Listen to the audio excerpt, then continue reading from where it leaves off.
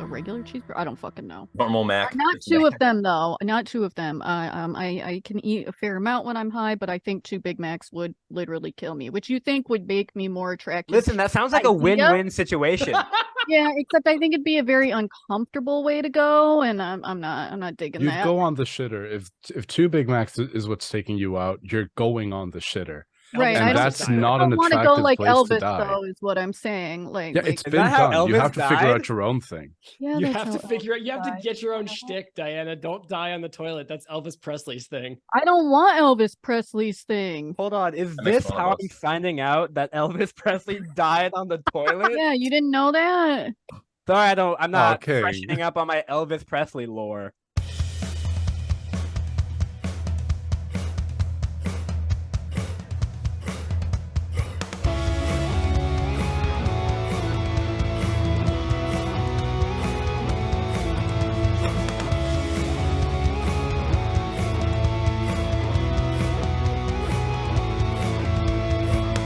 When you hear the call to adventure into the fantasy fold, you never know what's around the next corner. Just grab your dice and roll. And if you have a problem to solve, call your best friends and heavenly door. You got Garrett with the stealthy hands. Test and smell what's around the bend. Mel will kill at the drop of a dime. Arnold will find a friend every time. We're not murder hobos, but you'll be killed and looted. We might be the bad guys, or maybe just deluded, because we're critically stupid, critically stupid, critically stupid, critically stupid. Best friends.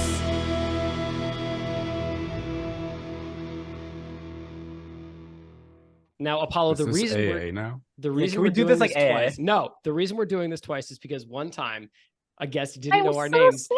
and Diana set him on fire for it in front of God and everybody watching. Okay, was I'm gonna need all of you to so say your names again so I can write it down. No, it's Fucking, I'm not taking that fucking you're chance. I was so sick. I was so sick, and I should have canceled, but I didn't want to because we had a guest, and I was a nightmare. I was like doing shots of NyQuil during the Yeah, recording. and then this time when you set him on fire, it's gonna be the Bills were playing at that moment. It's crazy because like it wasn't even like a snide joke. She just went, "You don't know our fucking names, do you?" It wasn't like a bit. It wasn't. I was taken aback. I was like, "Damn, I don't know this guy. I don't fucking." What did he do? I have 3 out of 4 down. I have 3 out of 4 down. It's cool. You got white guys 1 through 3, and then Diana. That's true. Legit. I'm gone. Legit. I'd be 2 though. White man number 1, please. Oh, that's me. That's fine. You can just toss it to anybody. Just be like, Garion, you go next. Diana, you go next. Or Anthony, why don't you go next? And then we'll pick it up from there. Again, feel free to make up any part of last episode. We'll take it from there. You can say anything you want. Or should we have Apollo go last? Save the best for last. Save the guest for last. Yeah, Let's see sure. what you We can do that. That's See going to what you require do. more White man coordination number from 2. you 3 Bing Bongs. Sure. Who's white man number 2 and who's white man number 3? I'm Oh, I number want to be number 2. Oh, because okay, of the I'll be cool- number 3. I don't care. I Oh, want to be like Dookie. That's the, can you say that just like a little bit clearer so I can get it for the TikTok, please? Yeah. Alex, you smell fucking terrible. Bitch. Let's run it. All right, So here we clear. go. What's going on, everybody? Welcome to your soon-to-be world-famous Dungeons & Dragons real-play comedy podcast, Critically Stupid. I am your host and Dungeon Master, Alexander James. My favorite part of last episode was when Garion was thrown out of his house for murder. Yeah, not Gareth, by the way. No, I no. have been convicted of murder. Garion himself, I almost said your last name. Garion himself was convicted for murder and is recording from prison, actually. Great. Speaking of which, inmate number 3144, why don't you go next? Hey everybody. My name is Inmate3144. That is on my birth certificate, and I play Gareth the Rogue. I think my favorite part of last episode was the helicopters chasing me down on I-95 before I explode into a fiery explosion and then wind up in prison. Cool. Anthony. Hi, I'm Anthony. I play Arnold the Bard. My favorite part of last episode is when I killed Gareth's parents and blamed him for the whole thing. That was... Yeah, oh, I'm sorry. Diana, you're next. Hi, my name is Diana. I play Mel. I also have the Wolf Pup, Joshua Patrick, Josh Pat, J. Peasy.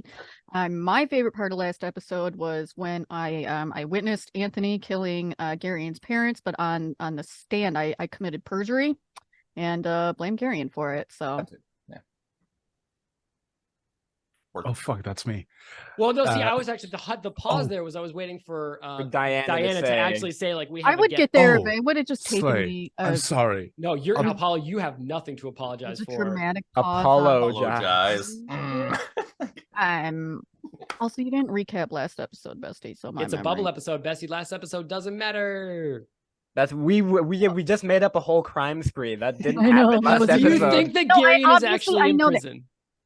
No, I don't think. I mean, it'd be nice if they let you keep that little lamp that you have that's like too bright. But no, I totally thought you were about to say it would be nice if you were in prison. I mean, then I could say I know somebody in prison. No, I was talking generally because I don't remember. Anyway, Apollo, your turn. Hi, I'm Apollo, and my favorite part of last episode was when mid-car chase, a goldfish became giant and ate the sun. Honestly, I thought it was a bold narrative choice on Anthony's part, but you know, we're all about yes and here, and we went with it, and you know, that's the end of the bit. The earth is cold and frozen, and it is a desolate wasteland. That's right. Let's play D&D. Just like my heart. Okay. We have a fantastic guest on the episode. If you haven't heard us or seen yet, Apollo has joined us in the studio. Apollo, thank you so much for being here. Before we get into it, do you have any projects that you'd like to shout out, and where can the people find you on socials? Oh my god. Hi guys, my name is Apollo. I'm an Irish cosplayer, content creator, voice actor, TTRPG performer. That's the one. There's always it's usually 3, but sometimes a 4th will sneak in there and I'm like, I don't know what's going on. Anyway, hi. You can find me on the social medias. Mainly I'm active on TikTok, Instagram, and Twitch. Twitch is a new one. That's pretty fun. Love streaming. Been streaming a lot of Baldur's Gate 3. You'll love to see it. Anything coming up. I'm going to be putting out YouTube videos soon enough. By the time this goes out, there should be one out. If there's not, nobody call me out on that. I'm just a little guy. Do not come for my workflow. Just a little guy. But honestly, if you want to keep up with all the stuff that I do, but the best is to just keep an eye out. Is my Instagram, where I update everything that I do on every other platform, or just come chill on the Twitch streams where I'm chaotic and everybody on stream and the chat is down bad for video game characters. What's your handle, Apollo? Well, my handle on everything is @TallNerdApollo. Also, I realize you're like a voice actor and whatever. I'm going to need you to tone that down because we are bad at what we do. Hey, I'm not good. I'm not a good one. We can't have you outshine us. So just I'm not a good one. Pull it back. Here's a question. Can you do a voice?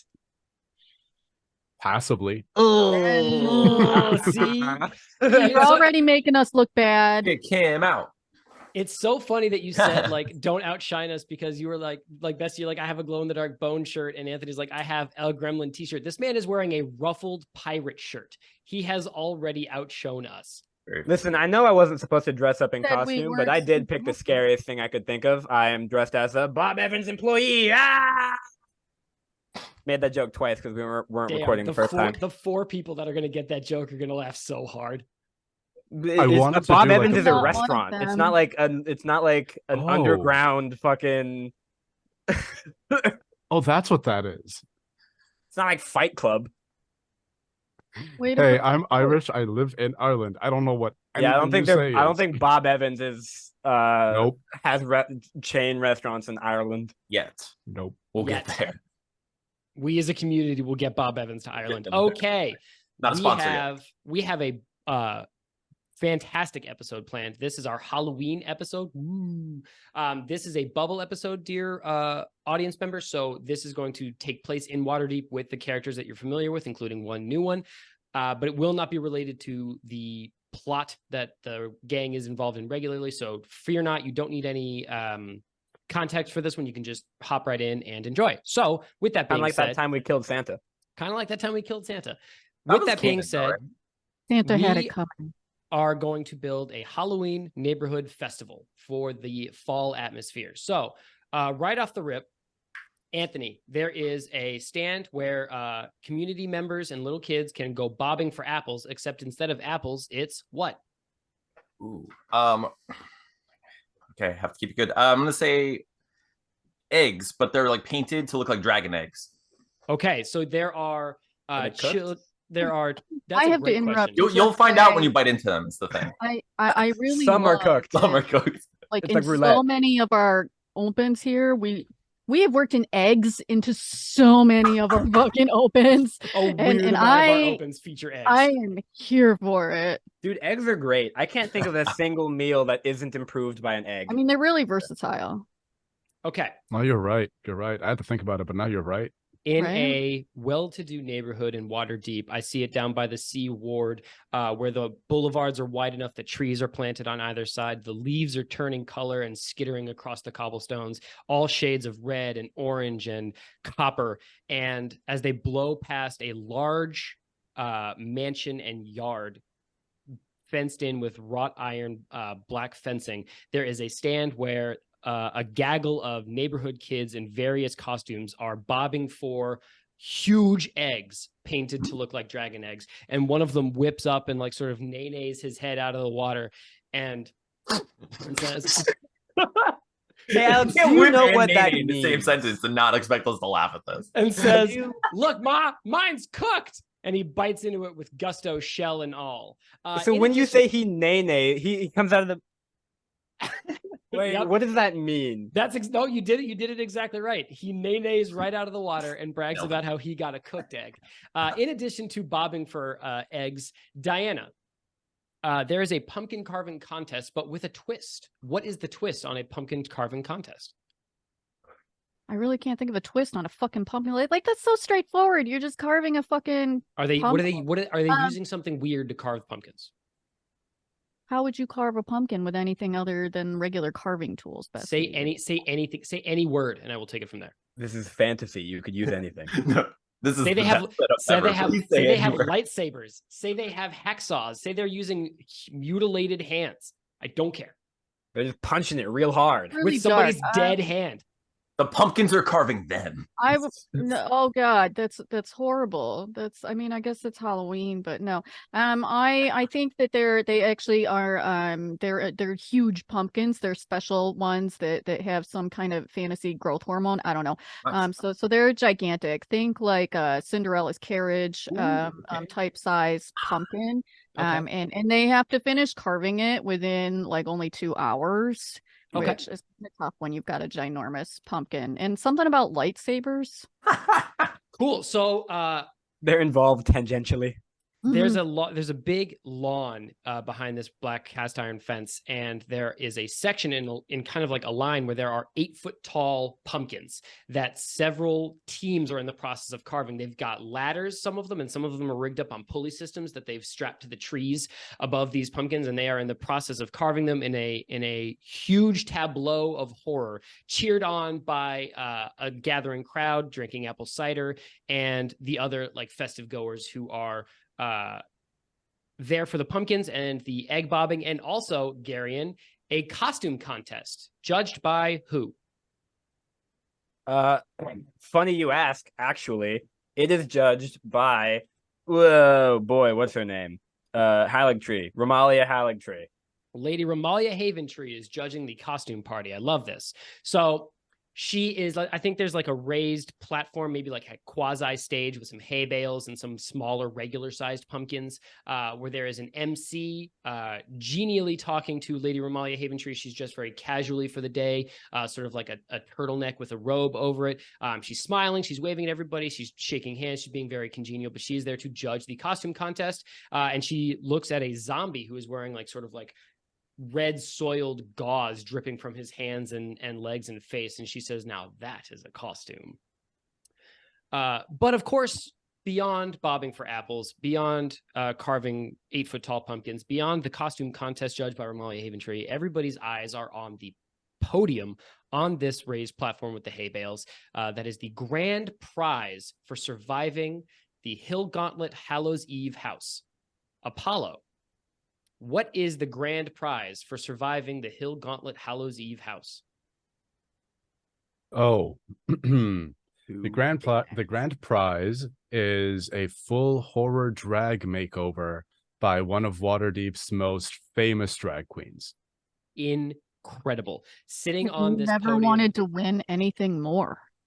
sitting on this podium is a huge makeup case with all sorts of like brushes and palettes and blunt knives, one would hope, with this stylist's name written in gold in floating magical arcane letters in front of it. Apollo, what's the name of the stylist that's giving this dread makeover away? Ooh. Oh.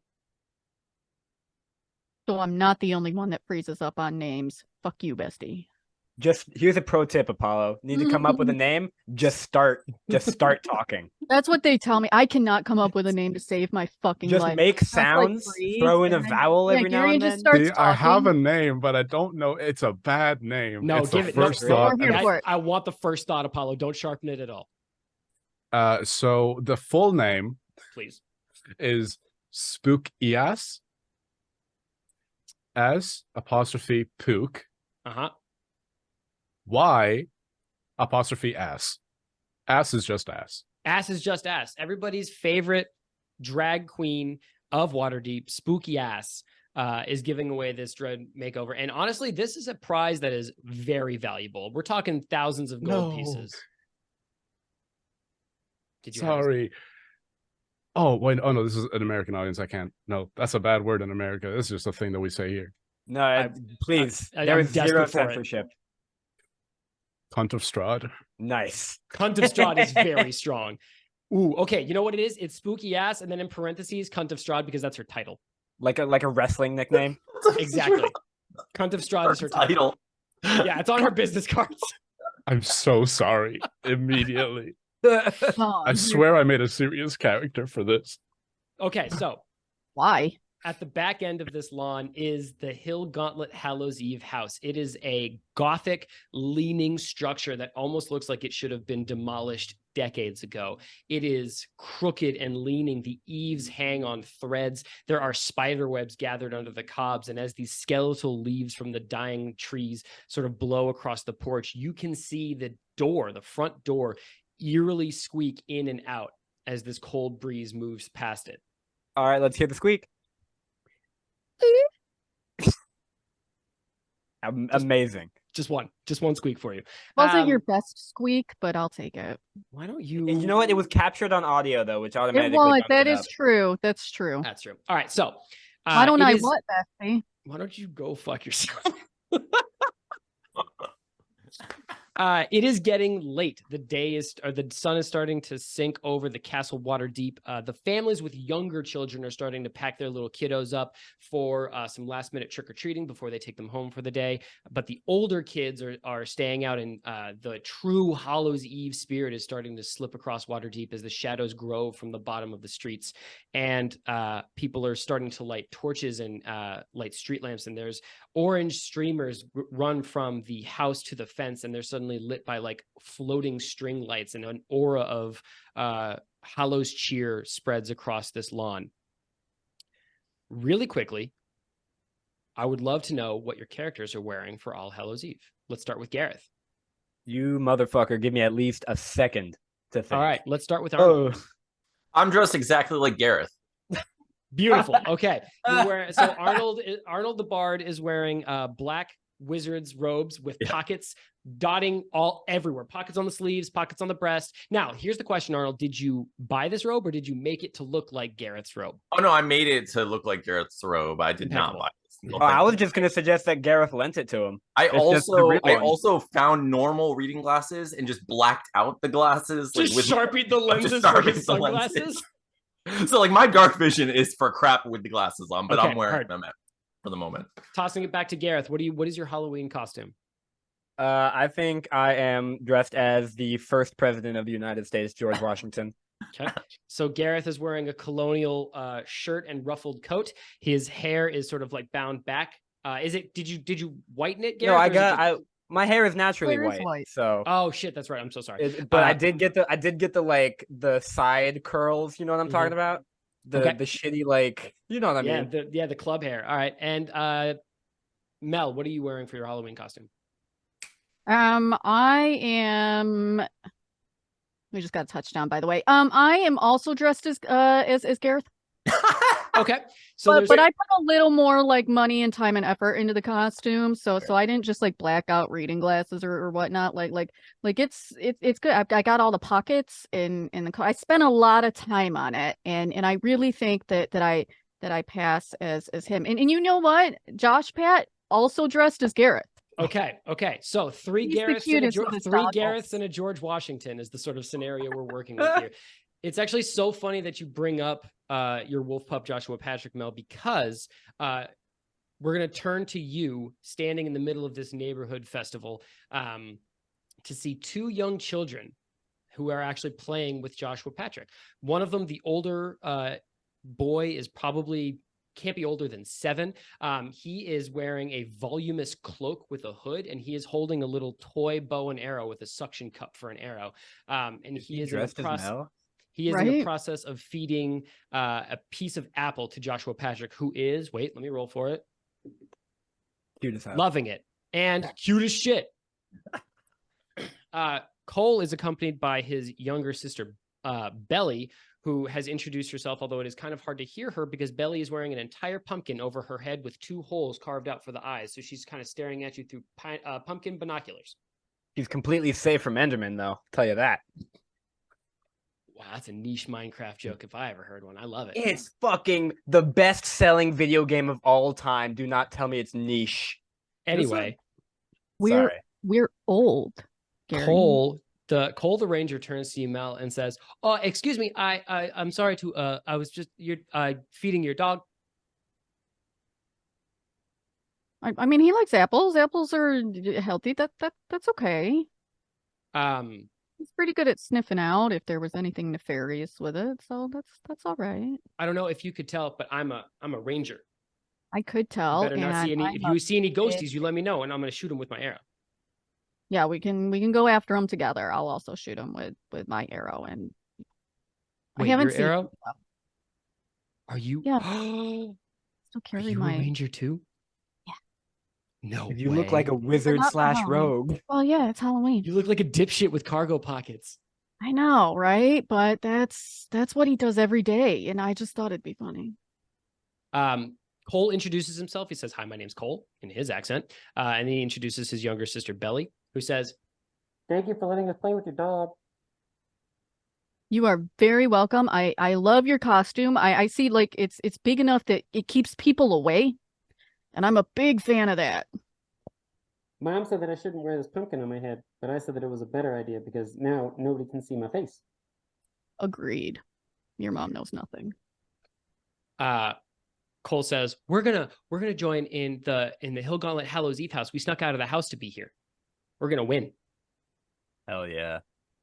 Above table, is this like appropriate for children?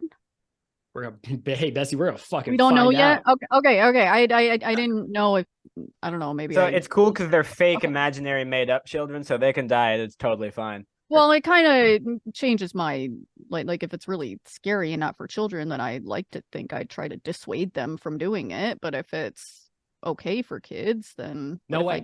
You can't convince me to not do it. I want that makeover by Spooky Yas, the cunt of Strahd. She's the greatest. She's the greatest. I mean, I understand. She's the greatest makeup artist in get all of that. Waterdeep, and I'm gonna win my school's drag contest with it. That would be. Hey, quick question. Yeah. Why does your school full of children have a drag contest? That's a little weird. I don't think it's All weird. right. Are you like cosplaying as DeSantis now? What's wrong with? I mean, fuck. I guess that is political, huh? I don't Yeah. give a shit. It's made up and fake.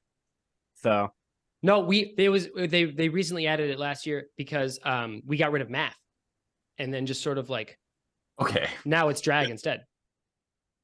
Dragomatics. Dragomatics is pretty good, Gary. And I'm gonna be so real. Okay. There is a shuffling on the podium, and a dressed up witch hops up and taps her larynx and utters a couple words under her breath. And then the next time she speaks, her voice is magically projected across the whole lawn. And she says, "Good evening, everybody, and welcome to the Hill Gauntlet Hallows Eve House Spectacular." And there's like a sort of general like applause. I am your designated neighborhood witch, Shamantha, and I am here to explain the rules of the Hill Gauntlet Hallows Eve House Spectacular to you. As usual, you are competing for this spectacular prize. It is and she squints, a Dread Makeover Kit by Spooky Yaz. I don't know who that is, but I'm sure they are tremendous. As always, you are going to be ushered into the house in groups of 4. You will be given an arcane lantern. It is equipped with an SOS beacon on it. If you press a button, she points to a teenage lout standing next to the stage who raises a purple lantern that is sort of like cheaply done up with like bits of copper and construction paper to look sort of gothic, but it is glowing with a faint lavender light. And the teenage youth pushes one thumb against the base of the lantern, and it emits a ghostly spectral purple orb that hovers in the air in front of him. If you press the lantern, if you are in a moment of danger, you can press this lantern, and the helpers of the haunted house will come and assist you should you need it. But be warned, if you use this lantern, you will be disqualified from the prize. You will not have survived the Hill Gauntlet Hallows Eve House Spectacular. Now, we've done something a little different this year. We've had some complaints in the years previous of it being too easygoing, too much for the children. So we have spookified it up a little bit. What'd you say, Gary? You said it was too easygoing and also too hard on the children at the same time. Yeah, the children found it difficult because it wasn't scary enough. Like they were like, "I'm so bored. It's hard to keep going through this house." Sure. Yeah. So just like school. Yeah, basically. We have made it much spookier this year because in fear, we find out who we truly are. Boo, Gareth boos. Boo. Now listen, George Washington. No, I'm just kidding. Now, I believe that we have our designated lantern bearers here. Some of them are volunteers from various associations across Waterdeep. So if you haven't met your lantern bearer yet, fret not. You are going to meet them and introduce yourself and be friendly. This is a community event here in the Sea Ward. The Hill Gauntlet House is all about making friends. And please just introduce yourself and be friendly. So the 3 of you are approached by Apollo. Could you describe your character for us, please? But not too in detail, because again, We're gonna not make very us- good at this, and it will hurt our feelings.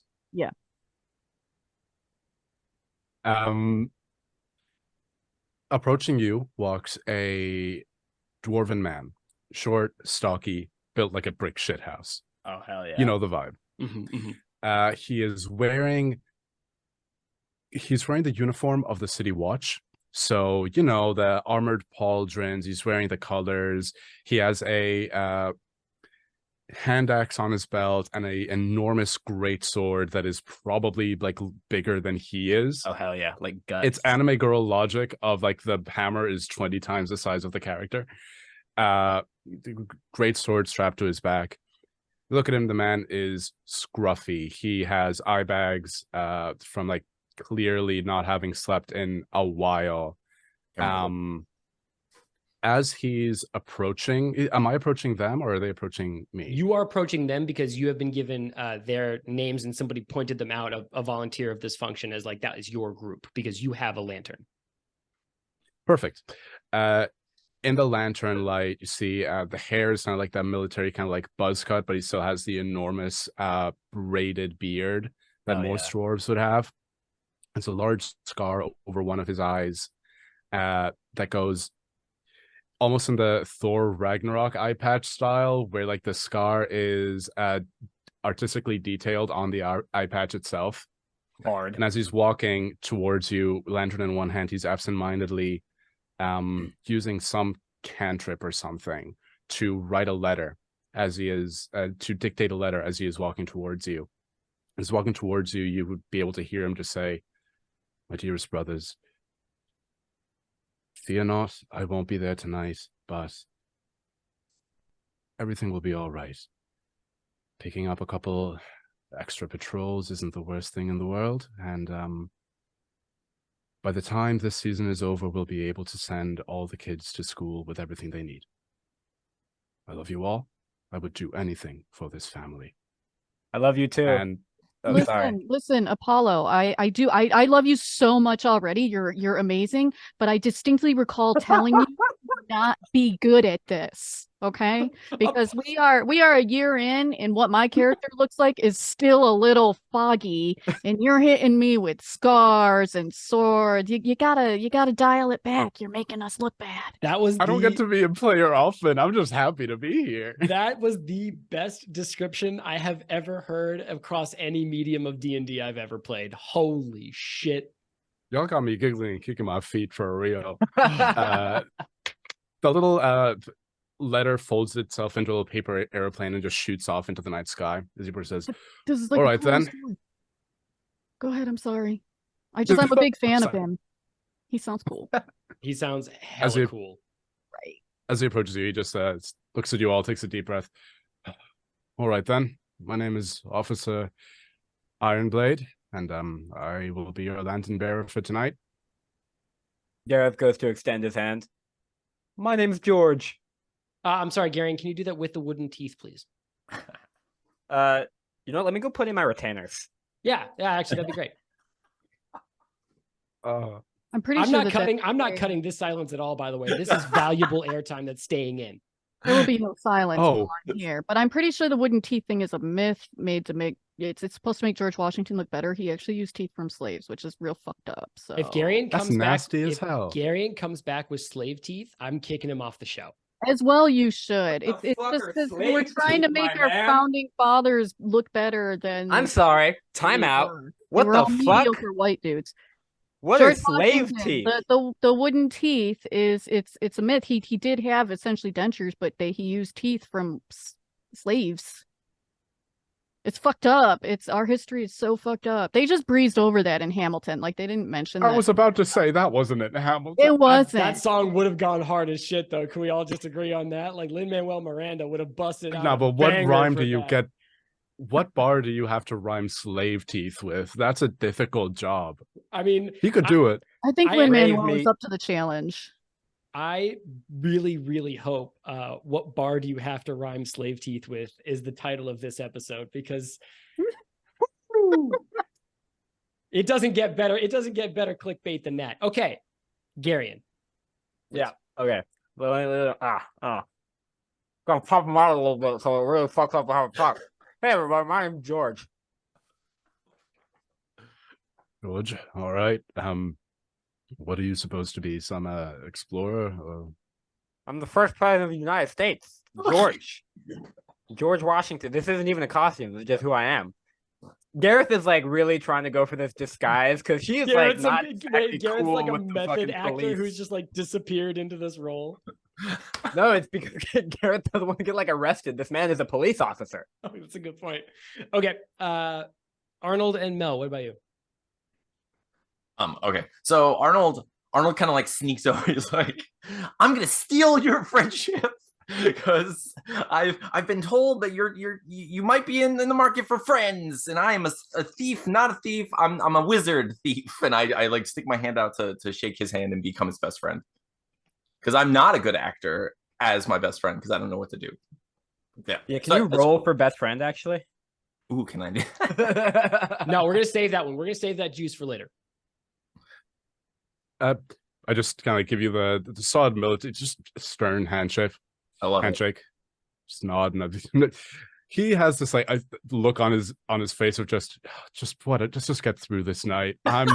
I'm so tired, and he has fake teeth in. I don't know what to do from here on out. You'll never guess where I got him. Nope. A tree, I hope. Oh, hey, speaking of resigned energy, Mel, why don't you go next? Oh, I actually have like the exact same look on my face as the dwarf, where I'm like, can we just fucking get through this? I'm so tired. I haven't slept in so long, and we should just go. I don't know where my compatriot got his teeth from, and that it disturbs me a little. But yeah, so we should just get through this. What's that, Anthony? Oh, I'm sorry. Can I ask? It just occurred to me. Why are we doing this as our party? Because wanna we win the want to prize. get No, the but, like, drag there's- makeup. Okay, but does We one want of the us like really makeover, want it? obviously. Like, is it Mel? Is it like, or is it Gareth? Like, do we know? Have we talked about that at all? Has that come up? Yeah, here's the thing. If it's a team game, is only one person getting the makeover? Well, you're gonna have to take that up with the cunt of Strahd. I, as the dungeon master, have no idea. I don't know how to tell you this, Mr. DM, but you are everybody but us. Well, the cunt of Strahd isn't there right now, so you're gonna have to wait. Okay, fair enough. Hey, hey, hey, cunt! Mel would like to win this for Josh Pat. Actually, she thinks it'd be really cute if he was dressed up in the whole like drag thing. Okay. And But she also doesn't really want to be like. I don't think it would have been her idea, but since she's there, she's like, all right, we might as well try and win it for JPZ. Cool. Okay. all right, so there is a small queue forming of groups who are going ahead. And actually, just in front of you, you see Cole and Belly are standing next to two slightly bigger kids. I think they're like early teenagers. And Belly turns to you and stares at you with big pumpkin binoculars and waves, really excited. And Cole says, we're gonna go first, and we're gonna get the big prize, and we're gonna survive all of the rooms, and you guys are gonna look like real boobs.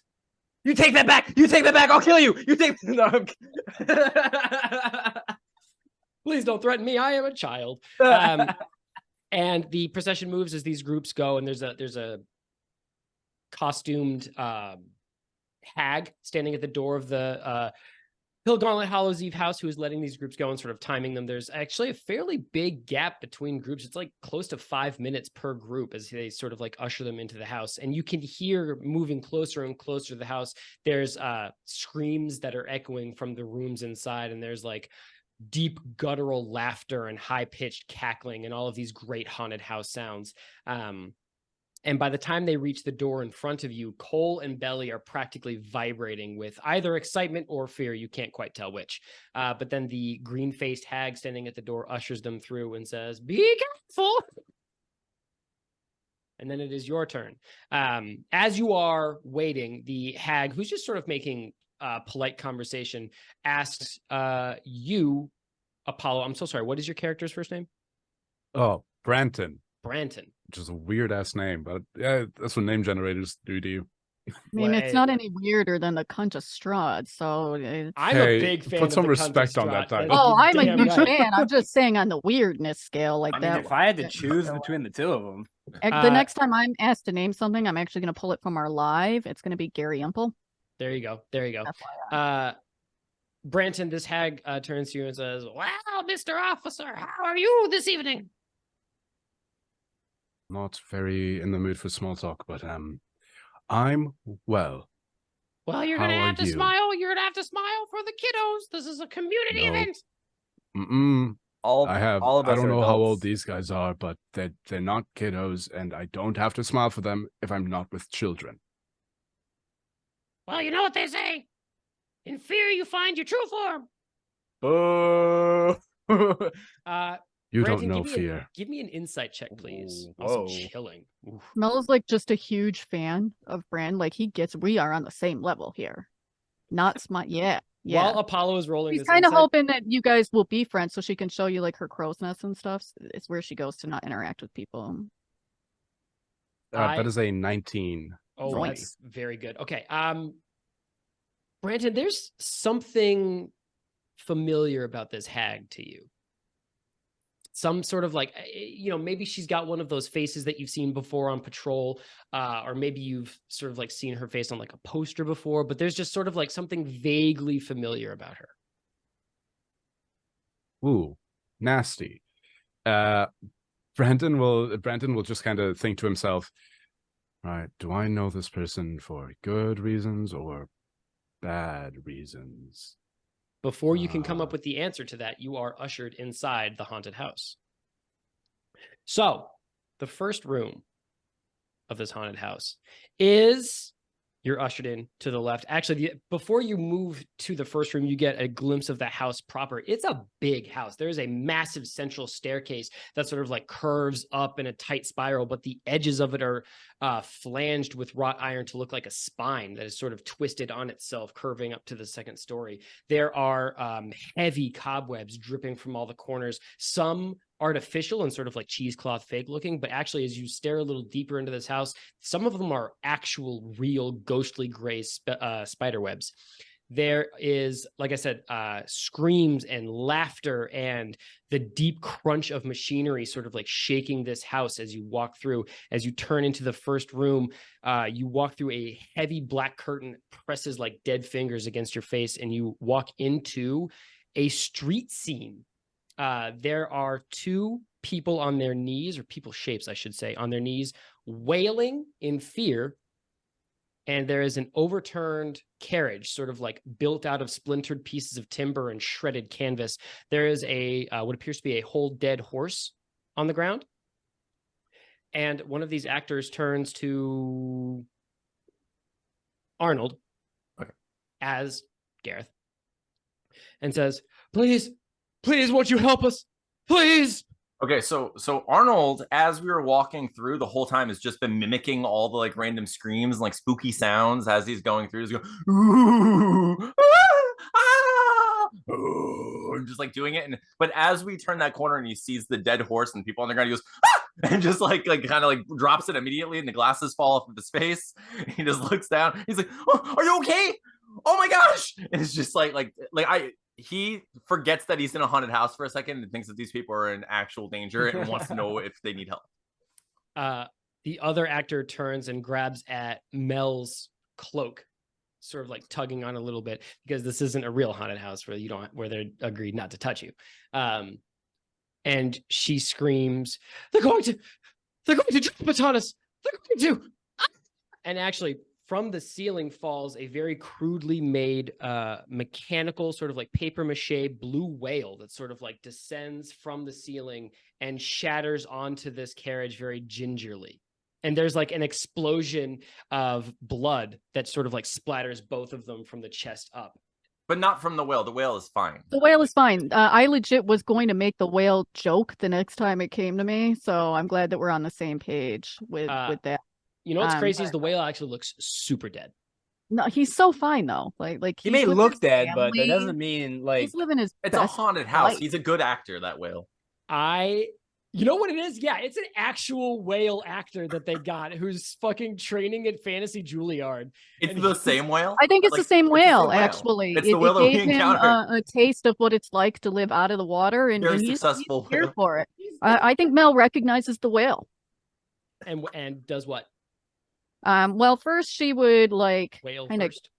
kick whale first. We're gonna have a whale of a time. So okay, whale. She would probably like like kind of kick the woman who's kind of grabbing whatever cloak because she doesn't like to be touched. And she'd probably say something along those like, if you don't stop touching me, this is gonna end a lot worse for you. And hey, I forgot the whale's name though. Was it Humphrey or something like It was that? Humphrey. Oh my God, Humphrey. She's not trying to be Gareth or anything. She's just so shocked to see this whale, and he's in great shape and not hurt at all. She's psyched. Building like a ghostly echo through the corners of this room, you hear existence is agony. That's Humphrey. Humphrey, you know what? Your mic cut out, Humphrey. I didn't hear you Damn. much. Well, Humphrey says my existence is agony. He's such a good actor. All right. Give me perception checks, please, everybody. Good. I hope it's not. No. No, I'm kidding. Great joke. Great joke. Funny every time. Damn it. I mean, I still laugh every time. That's all that matters. I might be seeing bees again. What'd you get? 18. 10. 10. Okay. Always see bees. Apollo, I cannot roll a solid perception check to save my fucking life. I've rolled really high the first 2 rolls so far, and I'm genuinely shitting myself. Like, that's gonna go horribly bad for me later on. I just know. Yeah, Yeah. it absolutely is. It's how it goes. That's how it works. Gareth got a 16. Arnold? I got a 14. Okay. Branton, you notice right off the rip that when the blood spatters these 2 people after this whale falls on this carriage, it reeks of like barnyard and sort of like sour hay. And you would know this as a member of the City Watch and somebody who spent his whole life on the meaner side of Waterdeep streets. This is clearly fake blood. And as you walk into the next room, you are greeted by a tableau of like a tree and a grassy knoll and a picnic laid out in sort of like comically huge checkered baskets. And there are people with ant costumes on, and they're wiggling huge antenna. But as you move from sort of this idea of like this is fake blood into this new sort of like comical picnic room, you realize that like these are actors. Like these are people wearing costumes. These aren't real life-sized ants. In the haunted house? I'm saying. I thought I was sold on this being an authentic experience. They suckered you. They got you. Sorry, George. Those bastards. I'm gonna take all their teeth. I was gonna say you could take their teeth later if you want. I would advise against that. Yeah. I don't. The implications. Someone trying to steal teeth is the last thing that I was ready for tonight, quite honestly. Arnold puts But, away his tools. Just like Your teeth Arnold stealing has a full tools? dental kit. Yeah. He's just brought this full I dental was kit. ready. That's right. He didn't know what to expect, so he just brought everything he could think of. Obviously, You could fit them in all the pockets. That's what all the pockets are for. Pockets for, man. So Okay. all right. No, we won't steal teeth tonight because you said so. Thank you. Yeah, One there's, of Borrow one of them. these life-sized ants, actually greater than life-sized ants, runs up to you, Gareth, and starts tickling your face with his giant antenna and giggling at you. I think Gareth will giggle back. I'm getting tickly. Stop it. You hear a voice come from inside this ant mask and say, "Hey, man, hey, don't do that. I Hey, look at hey, the you ant. I made start this- tickling his face. Hey, bud, hey, you made this so weird. Stop it." I lean. This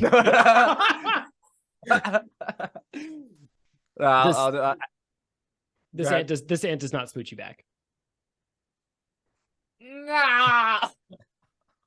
Okay. Just move on. The next room in this haunted house, you're sort of following the peripheral of it as you're sort of walking around the edges. The next room is a corner room and is done up as a courtroom. There are 2 big windows that have been sort of like white papered out to let in like a dull white light. There is a judge sitting at a huge, like almost up to the ceiling chair, holding what appears to be like a broken stick wand, and is screaming at the top of his lungs, "What did you do? What did you do?"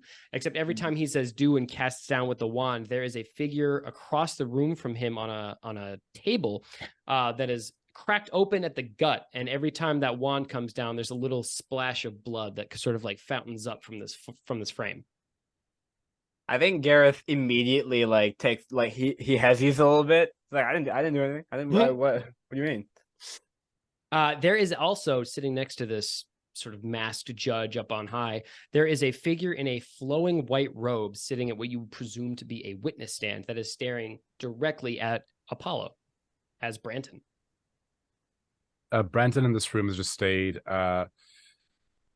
just towards the entrance of the door. Branton has just stayed, let them go inside, but seeing this room, anybody who would look at him, anybody who would be perceptive enough would probably notice that he is just kind of stood there frozen, just looking at the judge. And when he looks, then when he just kind of shakes his head, snaps out of it, takes a big scan of the room just to notice where everybody else has gone, locks, his eyes just fall on the person in the witness stand and just goes a little bit paler. Just Can I roll perception and or insight check to see whatever the fuck is going on with Branton? Sure, give me insight. I don't need to because I also dissociate, so I know what it looks like. What does JP think of Branton, by the way? JP is very friendly with Branton. JP loves the smell of whatever. I like to think that Branton as a dwarf maybe has like some kind of dried sausage on him somewhere, and JP's in 100%. Yeah, for sure. JP's a big fan of that. You need stacks. You need snacks while you're on the job. It gets lonely. It's long nights. You need snacks because it gets lonely? That's what gets me Next through these question. lonely dark nights. Garion. We I got got a another 12. touchdown in case anybody's wondering about Go Bills. Nobody's wondering. Nobody gives a fuck. No. I give a fuck. I have so few things that bring me joy. Don't take this from me. Garion. I only have snacks in the bills. You should add Big Macs to that mix. I got a 12. That's All true. right. You look back and see your City Watch companion like weirdly freeze up at the door. But when you turn back around, you can't quite figure out why, because as Branton, I think, makes like a slight adjustment, the figure on the witness stand's face is frozen towards the door. It doesn't track Branton anywhere. Is the figure in a white robe, is it like a person or is it an animatronic of some sort? So it is completely head to toe disfigured with this white robe. You would have to get closer to actually like check that out. Word, which I don't think I will be doing. Okay. So like it's a white robe, but it covers their head too. Like Right. It is like a facial hood, shawl. It's like Bestie? no, not a hood.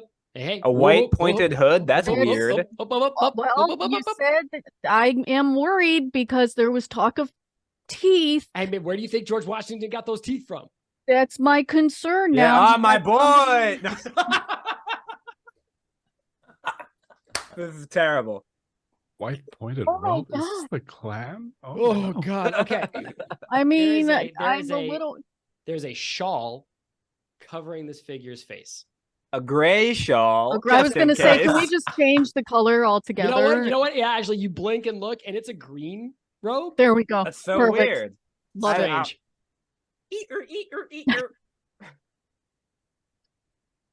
But this Jesus. judge sort of like, yeah, welcome to the show, Apollo, by the way. Thank you so much for being on. I hope you didn't Thanks for having me. I hope you didn't have a career before this. But this judge screams, "What did you do?" one more time, and there's like a fountain of like blood spurting up, sort of Quentin Tarantino-esque from this corpse. Bestie,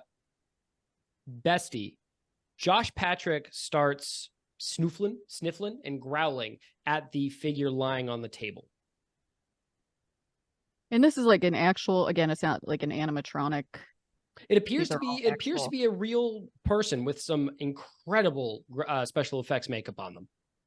And he's growling. And can I, God, I rolled B's on percent. Can I roll something to get a better look at who's on the I'll tell you table? what you can do. Give me as a medicine check, which is sort of like investigating the I know, wound. and if I don't roll well, then I have to quit my job, is what happened last time. But I rolled really well, so I get to keep my It's true. job. Canonically, as a nurse, if you don't roll high enough on a medicine check, you are a fraud. Yeah, thank God there isn't a send emails check. My job is secure.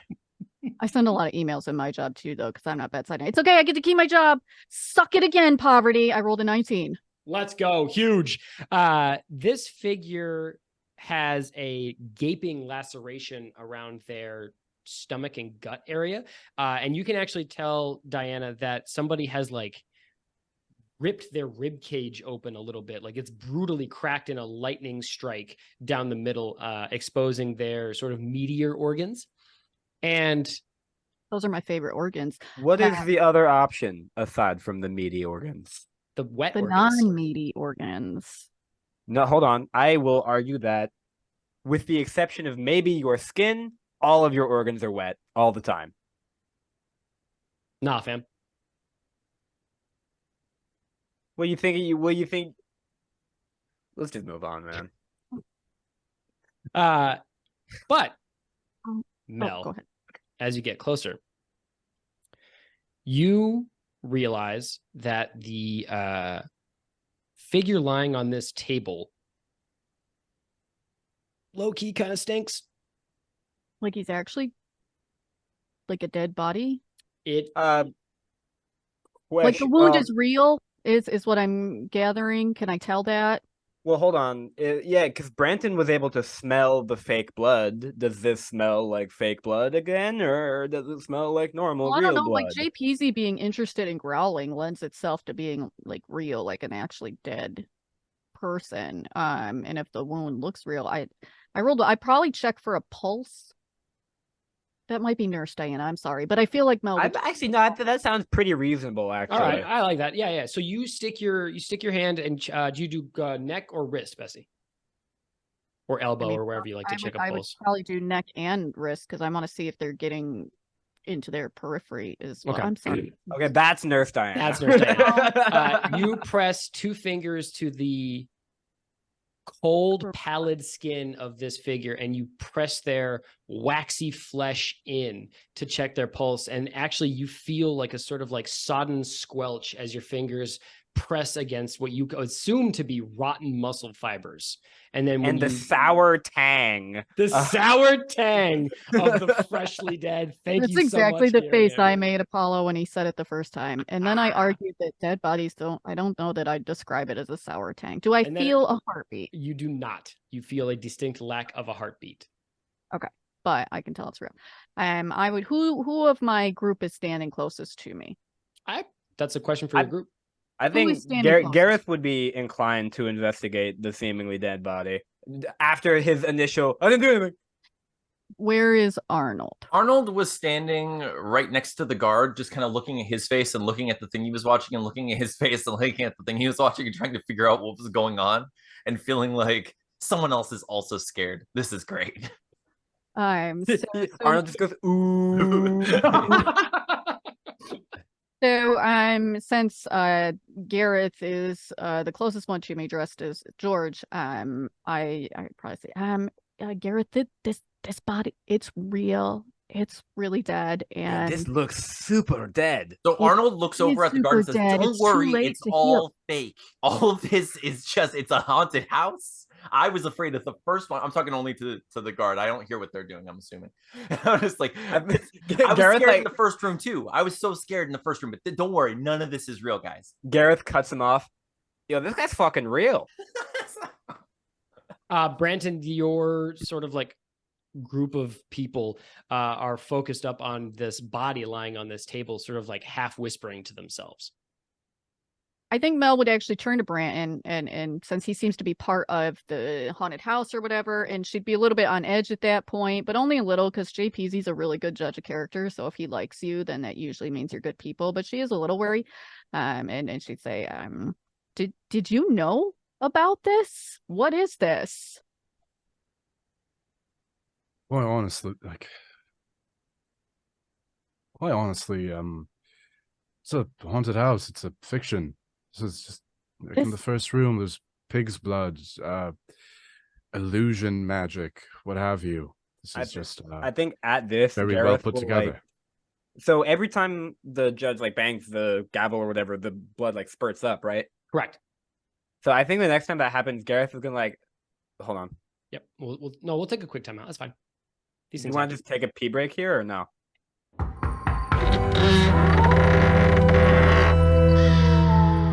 I think your mid-roll today is going to be read by a New York City trash driver, inspired by our Trash Panda Mafia from last episode. So without further ado, let me turn it over to somebody I like to call, why am I doing an intro for this bit?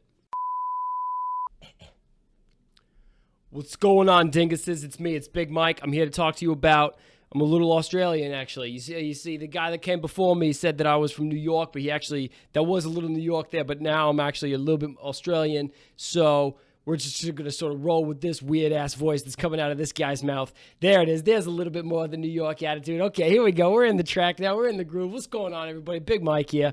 And I'm here to tell you about Critically Stupid and the great bits that these dinguses got going on. So here, check it out. Legally, they're required to tell you that they're playing Waterdeep Dragon Heist. It's an official Dungeons & Dragons module. It's written by Chris Perkins, Scott Fitzgerald, Gray, Kim Mohan, Michelle Carter. Love Michelle Carter. And it's a cool game. You could go to dnd.wizards.com and check out all that cool stuff they got there for you. They got some contracts that you can sign. They've got some old hot dog buns that you can pick up and take home. And they've also got some moldy ketchup, which I guess could go with your hot dog buns if you wanted it to. So go to dnd.wizards.com. Check out all the great D&D themed hot dog accessories that you can check out there for your disposal. These guys here on this show, Critically Stupid, they're doing this big kind of YouTube subscription drive, trying to get to that magical number of 1,000 subscribers so they can get access to better hardware, better gear, so they can sort of monetize the show and make it better for you, the listeners, the audience, the people out there doing the work. We appreciate you. That's me, Big Mike. We appreciate you. And if you could subscribe to the channel, if you could tell a friend, hey, listen, buddy, you in the D&D, you in the jokes, have I got the show for you. It's called Critically Stupid, the funny as heck, and they're also dumb as shit. Tell them about our channel, send a link to them, say, hey, check out this show. They're pretty funny. Pretty funny. Don't tell them they're actually funny. That's misrepresenting what this show's about. If you would like to end up as a character on the show, you can tweet at us at QuitStupid. I guess that's an x.com kind of thing now, though, huh? You can x.com us. That sounds fucking dumb. X.com us at QuitStupid. We're also on TikTok, and I believe we're also on Instagram. I'm not on Instagram, though. Big Mike doesn't do Instagram. This face, break your camera. Get at us. Let us know what you think of the show. Let us know what you think we're doing. Good or bad or mediocre. Let us know. And you can end up as a character on the show. We got a lot of stuff coming up. We're going to need names. So, yeah, get your name in the pot. And remember, anything that your named NPC does is a reflection on Alex, the DM. He's going to be back here in a second. He's gone. And not you. You are a perfect individual because you're watching our show. Alex, the DM, is the guy that sucks. Speaking of which, I got to turn it over to that Bing Bong for the Libris Arcana ad. So, everybody, this is Big Mike. Peacing out. All right. I love you. Bye.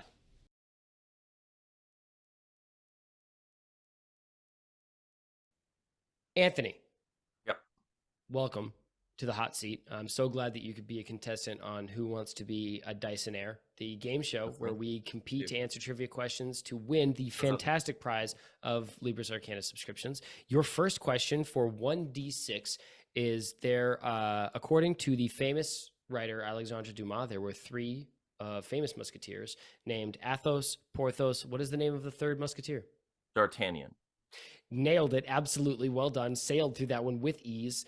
Your second question, let me interrupt this round of our trivia to bring you the announcement of what next month's set of dice is. Garion, can you step in and let our contestants know what next month's set of Libris Arcana dice is? Are you a special kind of frog that shoots pee from your eyes? Do you appreciate the color yellow because it's the color of urine? You might appreciate this month's Libris Arcana special dice. Tell us about it, Gareth. Gary. Yeah, you know what? You stole maybe every single word directly from my lips. But boy, howdy. You should get yourself a set of Libris Arcana dice. Hey, how about another trivia question? I'll ask it this time. And this one is just first come, first serve. How many dice are in one dice set? 6. That's probably, I don't think that's true, actually. I'm pretty sure it's 7. Is it 7? That's okay. Anthony got the first trivia question. It's 7. Fuck. So, Alex, you are banished. Shit. Get out.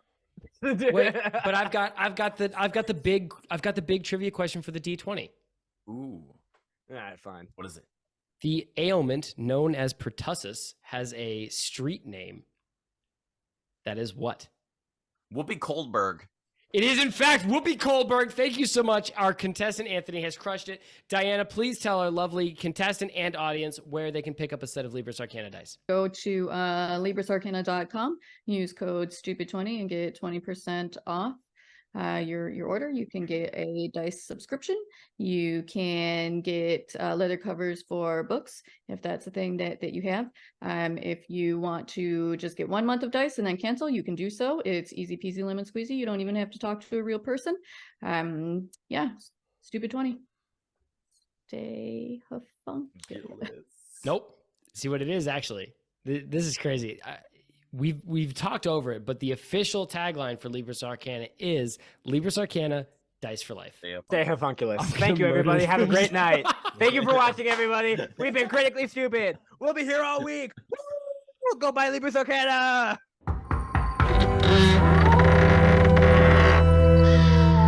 I think so. The next time the blood spurts, I want to investigate how the fuck that's happening if this is Mhm. real. But I also want to like get a little fingy in there, Okay, so sure. I could. Yeah, like a chocolate fountain.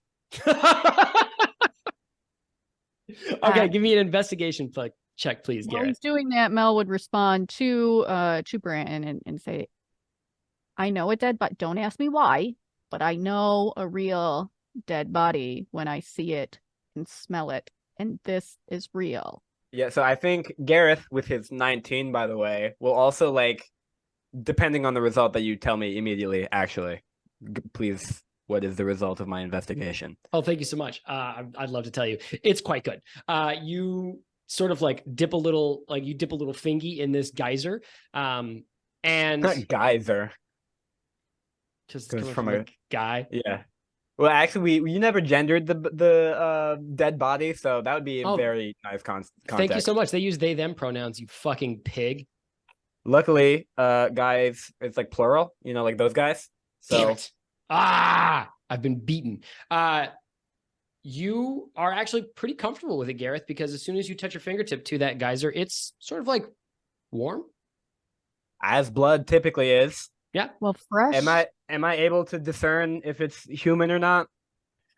I tell you what, it's sure be looking like it, and it smells like it, and it drips Can I down your roll? hand like it. Okay, Sorry. so no, I can't figure out for certain, is what you're saying. I mean, what is for certain to you? Are you a blood doctor? I mean, I've stabbed many a A man. hematologist, Bestie. Yeah, anyway, I think I'll present my bloody finger to Branton and be like, all right, what do you think then? What do you think of this? Yeah, huh? You think it's Can I- pig's blood? Can I ask real quick, Bestie? When I checked for the pulse, was the skin, was it warm or was it cold? The skin was quite cold. Okay, thank you. So the blood being warm is strange. And I'm trying to gauge if it's like fresh dead or, if it's still warm, then that lends itself to fresh dead. But if the skin is quite cold, then it's been dead. Brandon walks in towards where everybody is and says, well, they used pig's blood in the first room, so if this blood is also warm, it might be fake blood. If the corpse is real, then that's real fucked up. But So you don't know anything about this because this corpse is real. Again, don't ask why I know this, but this corpse is very real. You're telling me that you know nothing about this. I'm here as part of a city watch to be chaperone for the night. Well, aren't you concerned that there's a literal corpse here then? Shouldn't you call the rest of your city? Why shouldn't this warrant some kind of investigation? Really quick, if I can interject, Gareth, for your 19 investigation. Yeah, because I did want to check out like how the blood. Yeah. So the second part of that is you can see a very thin sort of like tubing at the bottom of this gut in between geysers. It's wet and difficult to see, but as you crane your head, do you want to explain? You know what else is wet and difficult to see? All right, keep going. What, As you Arian? What else? What is wet and difficult to see? Diana, it is very rude to interrupt the DM when he's talking. Oh, you're gonna call me out on that now, like over a year later? As you crane your head underneath this table, you notice, Gareth, that there is a thin skein of copper tubing that is stapled to the underside of this table that leads to a bucket. However, the bucket has been recently moved, and there is a pouch, a wet, sopping, blood-smelling pouch that has been swapped into the bucket. Oh, wait, hold on. So the tube that's connected to the table Correct. goes Well, this to thing was a billionaire, is what I'm hearing. I'm sorry, continue. It's a tube. so it goes from the table Mhm. / person to what should be a bucket, but the bucket was replaced with a weird sack. There is a bucket with a weird sack into it. The weird sack Okay. is the fresh insert. Gotcha. The tube Okay. clearly was meant to go into the bucket, but instead is coming out of this pouch with real human blood in it. Okay. And the pouch is in the bucket. Correct. Surrounded by, as you investigate it, pig's blood. Okay. Garion, would you share with us what you saw since you rolled the investigation, or would you keep it to yourself? Yeah, I think I mean, like, you guys can see me like rooting around under the table, so I feel like I'm not trying to make an effort to hide it at all. I feel like I would ask, like, do you see anything? I just see bees again. I should go to the doctor about that, but I haven't yet. So do you see it?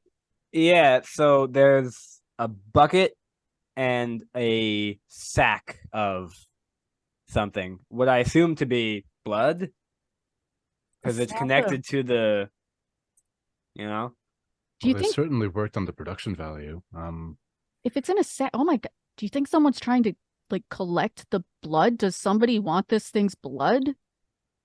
I wouldn't. This is a haunted house. The mainly craziest aimed at haunted house I've children. ever fucking. I don't. Whatever's going on here, they clearly must have had the proper permits and permissions to get all this stuff. If they exhumed a corpse for this, fair fucks to them, but it's a little bit much, but I'm not going to ask questions if I'm not told to ask questions. That's Hey, very- as a very police city watch officer, of that's you. a weird policy to Yeah, have. and that's very typical American police of you. Fancy American police. Yeah, ACAB. Listen, if you really think that this is part of the haunted house spectacle, then fine, we can move on. But I have a lot of questions and doubts, and I feel like, why would blood be going in this sack unless somebody wants it for something? Part of the haunted house is the mystery of the haunted house, so I implore you, please, do as many investigations as you would like, but don't get hung up on the little things. That's is like all good I'd life say. advice, Real quick, actually. little thing, dead body on the table. That's like not super minor.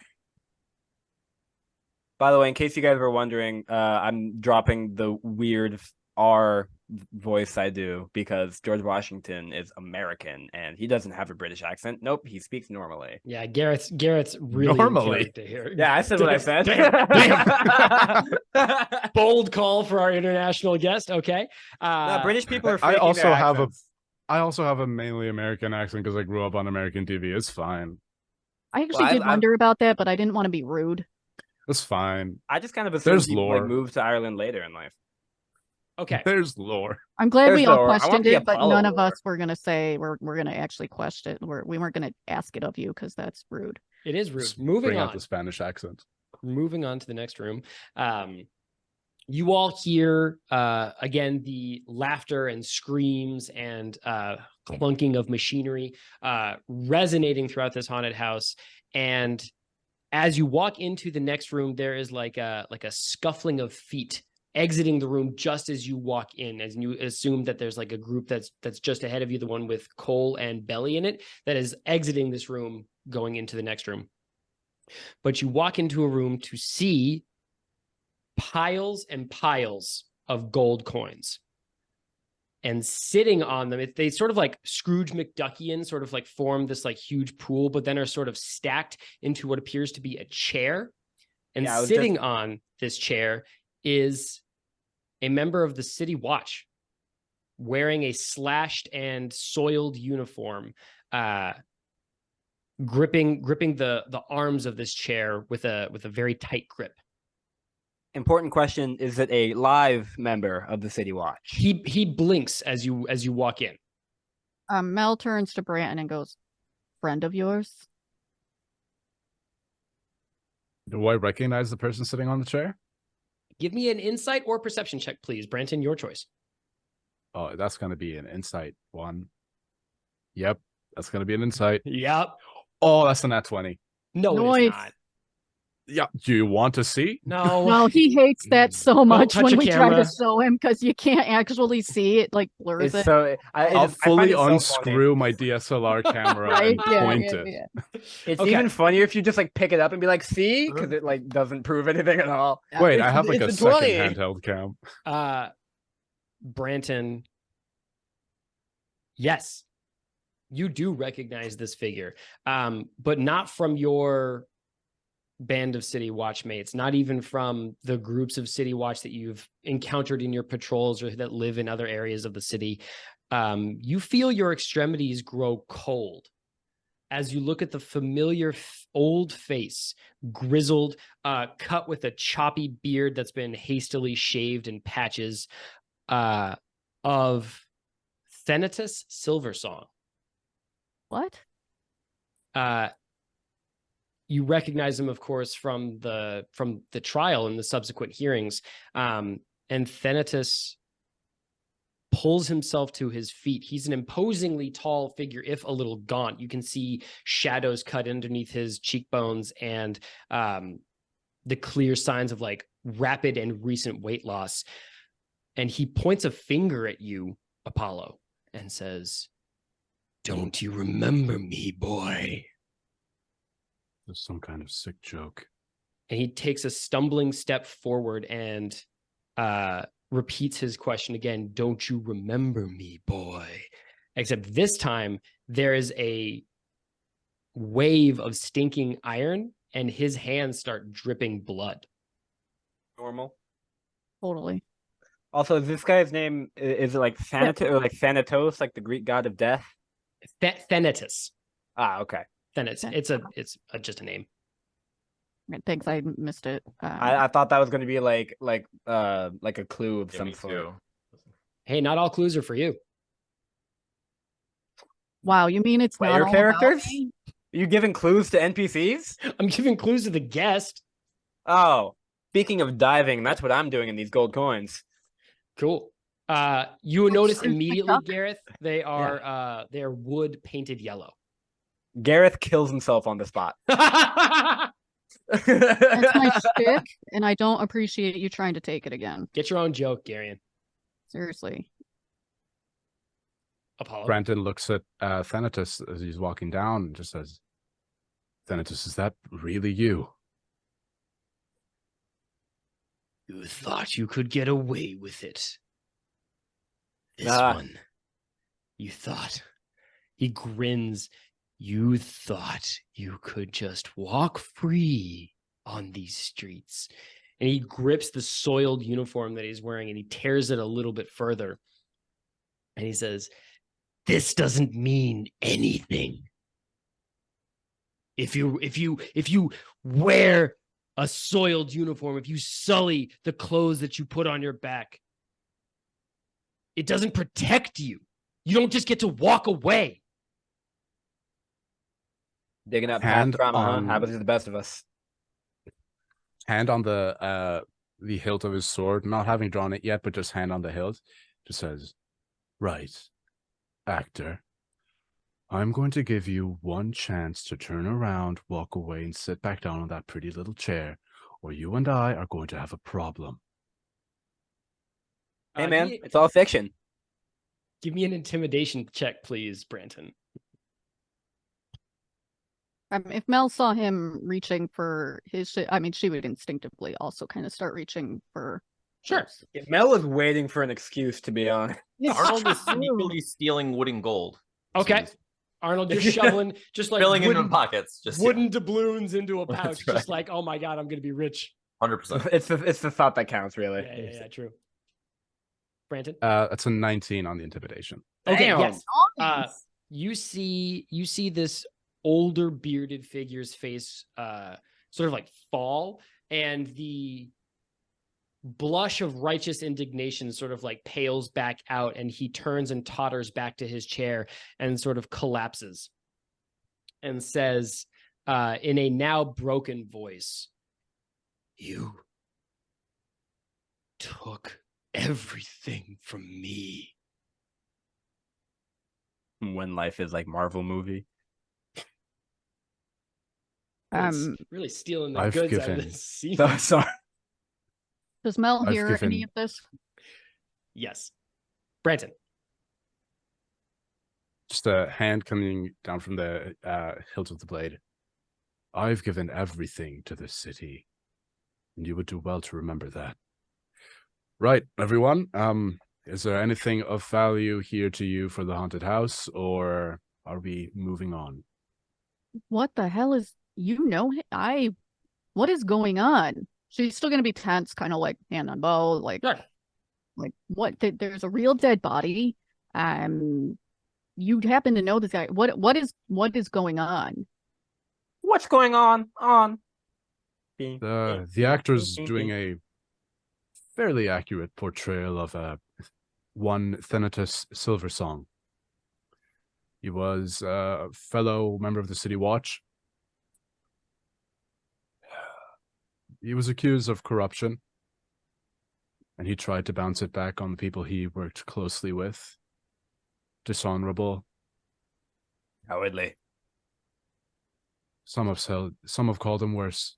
I pity the man. After the death of his sister, he never did quite recover.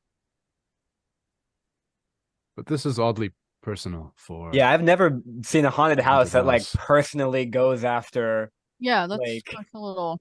past trauma of an individual. Don't you do that to me, bestie. Mel would be like, I didn't bring my ice water. Hey, what's up, everybody? That's a DBT joke. It's you might not get it, but if you get it, you get it. Mel would say, and I'm just having a very hard time believing that you don't know about any of this. Why would this haunted house pick this individual that you know? Well, he's known by pretty much, well, not everyone. The younger recruits probably wouldn't know him, but he's one of the infamous names of the City Watch. Not everyone who joins our ranks leaves as well adjusted as when they came in. The dead body, I'll be honest, initially I was willing to chalk it up to production value, but this is getting personal in a way that I dislike. If someone was trying to target the City Watch with this, they've done it in a truly sick and twisted way. So Please, Aaron, go ahead. Can Arnold, like, I'm gonna look at the actor. So it's a real live actor person, not an animatronic at all, right? Okay. Correct. So I want to persuade the actor as a fellow performer to try to give me some information about how he got, this job and the script that he's using. So I was, like, Okay. I just want to be like, hey, first of all, fantastic job. Like your voice work, acting, incredible. You might have heard of me, Arnold Stevenson, famous from Troll Skull Manor. I think you might have auditioned for the part of Arnold Stevenson at some point. Most of the actors in the neighborhood have. But anyway, I'm very curious about this role because our friend here, he's my best friend, by the way. He's been taken aback by all of this, and I just want to know, like, did someone put you up to this? Were you targeting this person specifically? Okay. Give me a persuasion check, please, Arnold. Got it.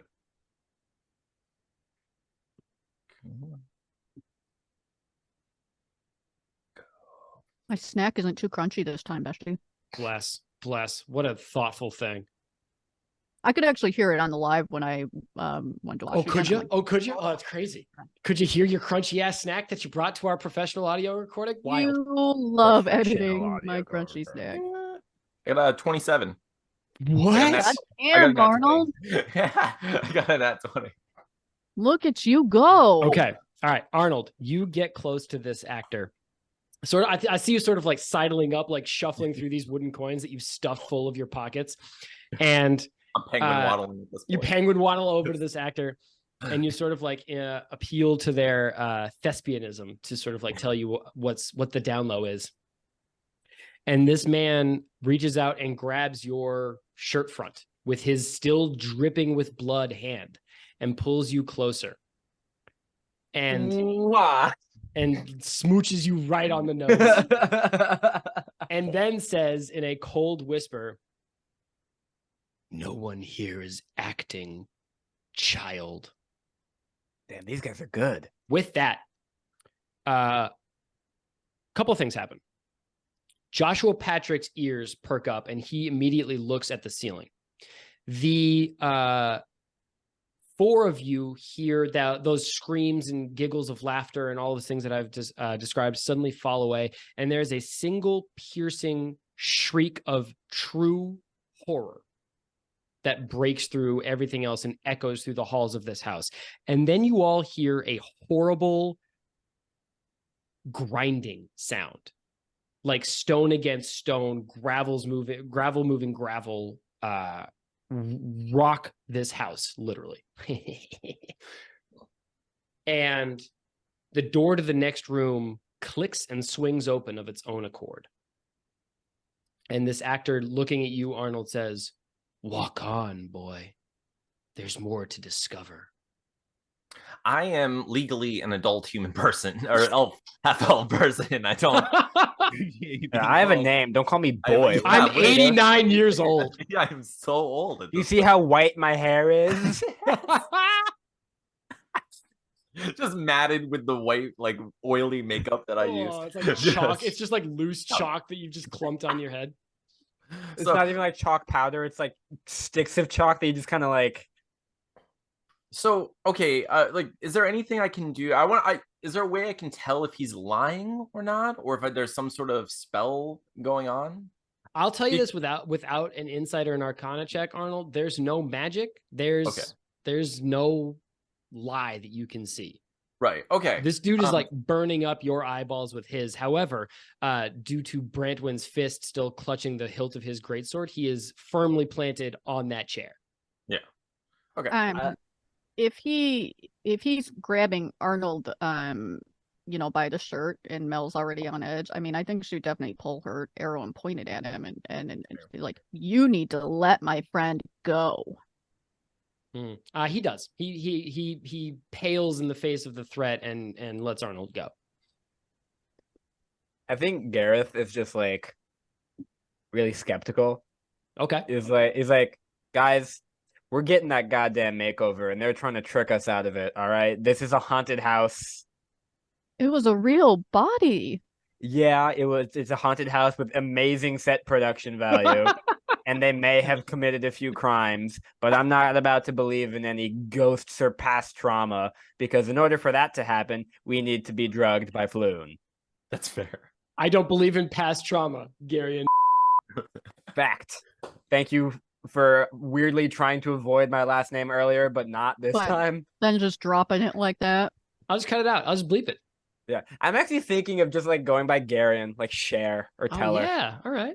Or It's Teller. like- It's a solid That- name. That was your second. It was like Cher and Teller of Penn. Because and Teller? Cher and Teller are the only two people with only one name on their passport. Beyonce. Madonna. No, Beyonce, her passport has her real name. Wait, I don't know what shouldn't. the fuck it is, but It shouldn't. Strong stance. It's from the pod. Beyonce. Well, the fuck is gonna see Beyonce Right? going on a Who's the plane and be last? like, I don't no, know. no, not Yeah, you. Probably it's she's probably got her own plane, honestly. Like it's Literally, she don't need a passport. The Yeah, fuck when was is the last this? time she flashed her I'm being passport? honest. Come on now. yeah, she has her own PJ. She doesn't fucking. She's not taking a American Airlines. All Yeah. right. All right. Are we moving along? Or do we have Um, other things for this room? I think Ooh, Mel would she would hear Gareth's skepticism and she herself listen, I'm not saying I believe in ghosts. I'm saying there's something up. Let's just get out of this room. I don't like it. Josh Pat doesn't like it. Let's just get out of this room. I think it's so funny that Mel and Gareth don't believe in ghosts, despite having gone on many adventures and interacted with several of them. We have ghost You- roommates. We are the ghost mafia. You call Yeah, we're- yourselves the Ghost Mafia. But Mel and Gareth are just like, no, they're probably just like real sick. Well, I mean, it's not that Mel doesn't necessarily not believe in ghosts. She just doesn't believe that this haunted house is necessarily Oh, ghosts versus gotcha. like So, real like, this people that specifically. are fucking with us, you know? Yeah. So Arnold would look. What? I'm sorry. What was the character's name? Brentwyn or Brent? Branton. It's like Branton? Brandon with Branton. a T. Okay, like Brandon with a T. Got it. Okay, so Arnold just looks at Branton and is just like, he seems pretty convinced that he is that person and not an actor at all, and I believe him. Like, what is it that makes you think he's not that guy? Oh, a question to the DM. Can I Please. just say some shit? Yes, Yes, you can. do it. Absolutely. We love it. We're here You can for do it. whatever you want. Brandon Iron, the chaos. fuck no, not but that's me. Hey, I'm a Start big fan of monologuing in the self-insert. third person. I'm here for the self-insert. Do it. That has to be an actor, because Thenatus Silversong died 5 years ago. Dun dun dun. Listen, is there a way we could tell? Did he have like a scar or a birthmark or anything that we could use like a to tattoo? tell if it's actually him? Because I believe Arnold. I know he's like super cheery and peppy, and you seem kind of like me, and we don't really go for that. But he doesn't lie, and he knows people. And if he thinks that this person is real, then I believe Arnold. So is there some way we could tell? Well, I don't think Officer Silversong ever didn't have his shirt or uniform on, but there was one time I saw he had a tattoo of his family crest, of the Silversong family crest, on his chest. That would be a detail that I don't think any acting troupe would know, and it wasn't on any official files. But So all we I'll have to entertain this do- if you want to, but if someone's trying to put the City Watch in a negative light through this haunted house, I don't know how much we could believe anything they say. Well, So I think you're saying it'll- that the only it'll- thing we have to do is to get him shirtless. yeah. Quick, Arnold, Potentially. seduce him. Playing some music. I mean, I think Mel would just. I mean, I assume the guy we're standing near the guy, right? So he can kind of hear us. So assuming he can hear us, I think Mel would just turn to him. She's still got her air. It's not pulled anymore, but it's still out from when he held Arnold. And she's gonna say, you heard him. Let's see. Take do off you your have a shirt. tattoo? Take it off. Right? That's no. Mel's real Rip. big into consent. So yeah, that's Consent. how we get the viewers. Do it. No. You can be in my Yay. D&D OnlyFans. So That's an idea. Hey, listen, Sorry. 1,000. Canonically, I made the 1,000 joke when- subscribers- when we had one subscriber, Diana was like, you know what? When we have 1,000 YouTube subscribers, I'll start a D&D themed OnlyFans. And now we've got 520, and this bitch has got nowhere to when run. I made that joke, and at that time it became our most viewed episode. I was like, I see, that's what the people want. But at the time we didn't have as many subscribers. Now we're over halfway there, and I'm like, oh fuck. You really should have put a time limit on there. Or I made a should bigger have, number. but I didn't. Well, at the time, 1,000 seemed so far off. We were still at like 45 or 50, like it was, or maybe a little more than that. But like we didn't have that many, and 1,000 seems like Well, it- you heard it here, folks. The promise is still on the table, and there Being is no very time active, limit. So no time limit whatsoever. True. I'm in the As- process of making several alternate accounts. Wow. So Mel is yeah, threatening this like- guy I don't like the basically implication. like unbutton your shirt, but like not for anything that would require consent. I just want to see if do you have a tattoo? Let's see it. Gotcha. If gotcha. you're cool with it, take off your shirt or I'll kill you. Right. Wild thing to tell a person. I love it so much. You see Thenatus grab his shirt collar in both fists and tear. Noise. This is getting sexy. And as he rips his City Watch uniform and undershirt off, you see the flash of a city crest inked onto the skin of his chest right over his heart. And with a horrible squealing sound. Gareth, you turn to see the wall behind you start to shift and roll away. Like the whole wall? The Or like a entire door? wall. The wall squeals against invisible, what you assume to be tracks and wheels, and pivots and swings away as another wall slides closer. The ceiling suddenly drops 5 feet and shudders, almost like it's going to squish you all like a bunch of ants, but just claustrophobically lowers the ceiling of this room to just over your head height as the house around you starts to change. Normal. And Some House of Leaves shit again. it shifts fuck. from a room with an open door, and suddenly the walls shift and grow narrower, pushing these painted wooden coins closer in an almost like avalanche of scrabbling over your shoes and covering your ankles. And this room turns into a hallway, at one end of which is another haunted house scene, or at least what started as a haunted house scene. It is done up to be an alley of Waterdeep, of which you are most familiar with. There are cobblestones on the floor of this hallway. There are a couple of barrels and some broken crates, and it stinks a little bit of garbage. But what catches your eye most of them?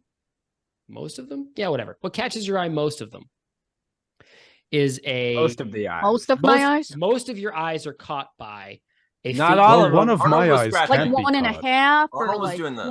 1.25% of your eyes are caught by a figure in a green shroud lying on the cobblestones, surrounded by a pool of blood. In the shape of a real- swastika. Super quick above table. You may have said this already. And the blood Really- spells out the most foul, Whoa. racist shit you can imagine. Whoa. Hey, Wow. If we get canceled, I'll never have to do the D&D OnlyFans. Hey, You And can't get canceled in my guest episode because then it'll be my fault. If we Oh, didn't we get will canceled for absolutely Garion's blame you, wheelchair 100%. bit, we're not going to get canceled for this. yeah, it wasn't good. I it disagree. That was real really funny. the wheelchair. It was bit real funny, great. but it was yeah.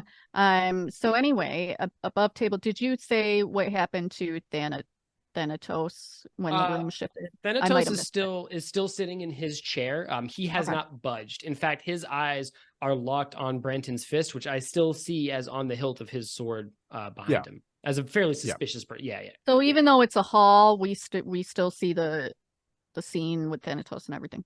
Correct. You're standing amidst Thank that you. scene, and the house has stretched itself to show you something else. Okay, thank you. So Mel would turn to Bran and say, that man has that tattoo. And just kind of leave No it. response. He's just walking up towards, walking down the hallway into the recreation of the alleyway. Just drops to his knees. From his one good eye, just tears start to roll down. As he just goes to shakily grabs his face, like touches his fingers to his eye patch. He's just crying. He says, "What's going on? Why here? I need to get out." What kind of sick fucking joke is this? Some of the best acting we've had on this show is sort of like I know hands it's down. it's really First of all, if you it's could just like once again, we're gonna need you to dial that back. no, it's honestly I'm incredible. just kidding. You're amazing. I love it. I'm here for it. Can I I'm just a hear? little guy. You're amazing, but in like a bad way. Fuck you. I don't get to be a player often. I'm going all fucking out. I both love you and hate you at the same time. It's very conflicted up here. It's okay. I kind of feel the same way toward like Anthony though, because he's super talented at He everything. really is. Right? What the fuck is up with that, Anthony? What? It's not cool, but I love you. Do I hear Brandon going through his little mental break? Oh yeah, he's not. He's Not quiet. it's in that kind of like verge of a mental breakdown where it's like, oh, there fully might be other people in this room. I'm focused on this. I think Mel would actually nudge Arnold because Mel knows she's not the compassionate, super caring type. And I know what I am, bestie. It's fine. So she'd probably kind of say to him quietly, hey, he seems really upset about this. I don't think I'm the right person. I mean, Josh Pat can go with you because he's like a real good therapy type, but do you mind talking to him? I don't think I'm the right person for this. I can do this. I got this. And so I walk in like, what's you wanna going bring on, buddy? JP? Are we okay? So I just like, so listen, no one warned Arnold about the tone of this episode, okay? So Fact. Fact. Mel's gonna let JP go with him because like he's so cute. He's so cute. Just picture Okay. the cutest dog you've ever seen, Branton, and like make it cuter by 50 times. Yeah, so Arnold walks up to him and does say like, this seems to be a lot scarier for you than it is for the others. No offense. We all have our thing, but are you gonna be okay? Do you need help with, is something wrong? Standing back up, still shaky, just says, "This is Amra Silversong, the sister of Thenatus. It's my greatest shame. This I shouldn't tell you this. You're civilians. You don't need to know. You don't need to know." But Okay. we want to. Yeah. There's very little we do need, and since we're all in this together at this moment, can I ask, why do you have?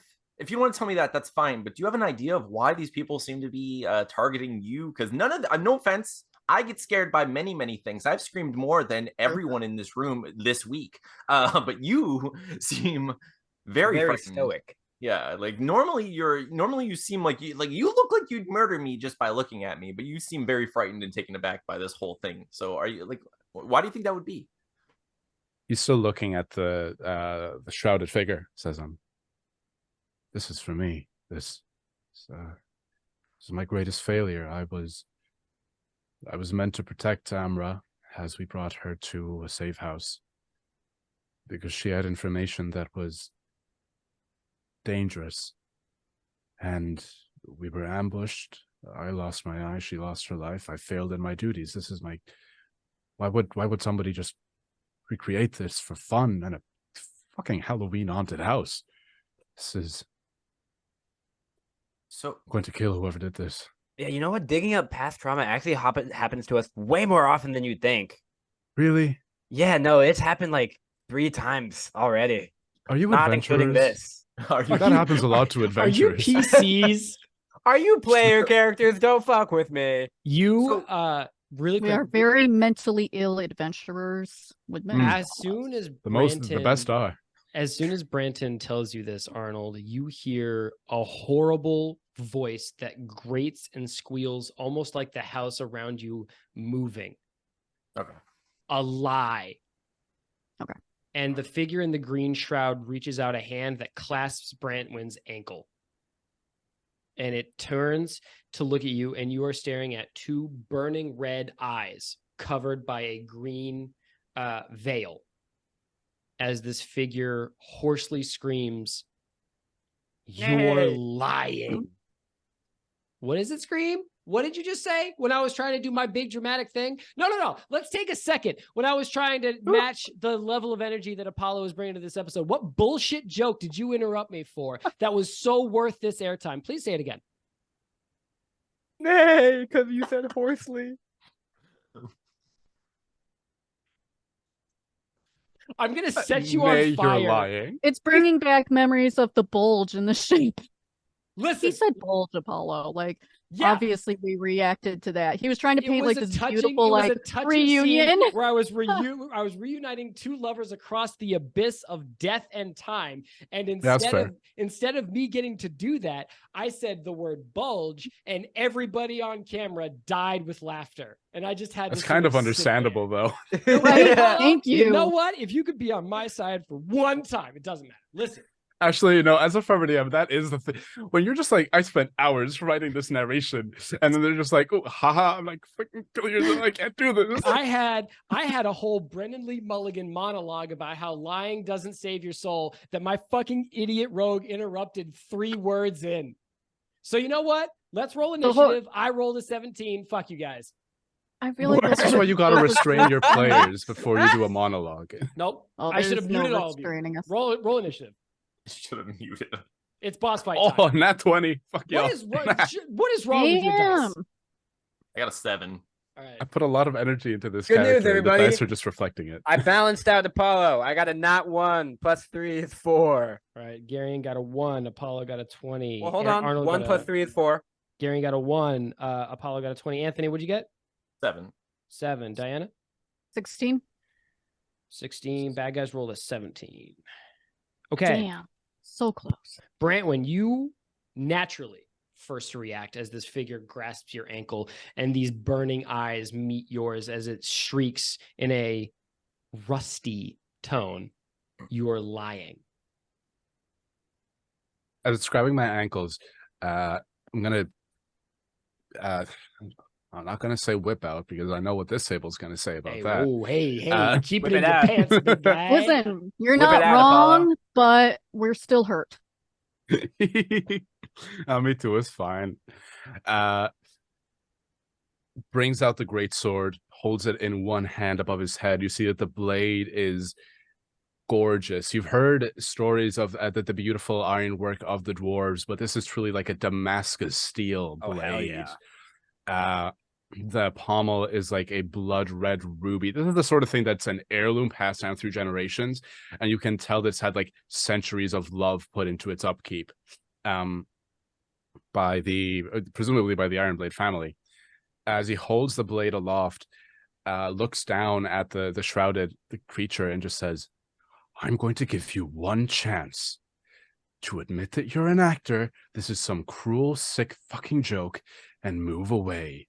If not, get ready to lose your head." Why are you so good at this? It's crazy. It's crazy right now, guys. So Okay. good. Is that your action, Brantwin, or are you holding it pending an attack? If I could, at level 5, I have 2. I can use my action to attack twice. Mm-hmm. Could I count this as an attack of the words? You absolutely can. Yes, you can.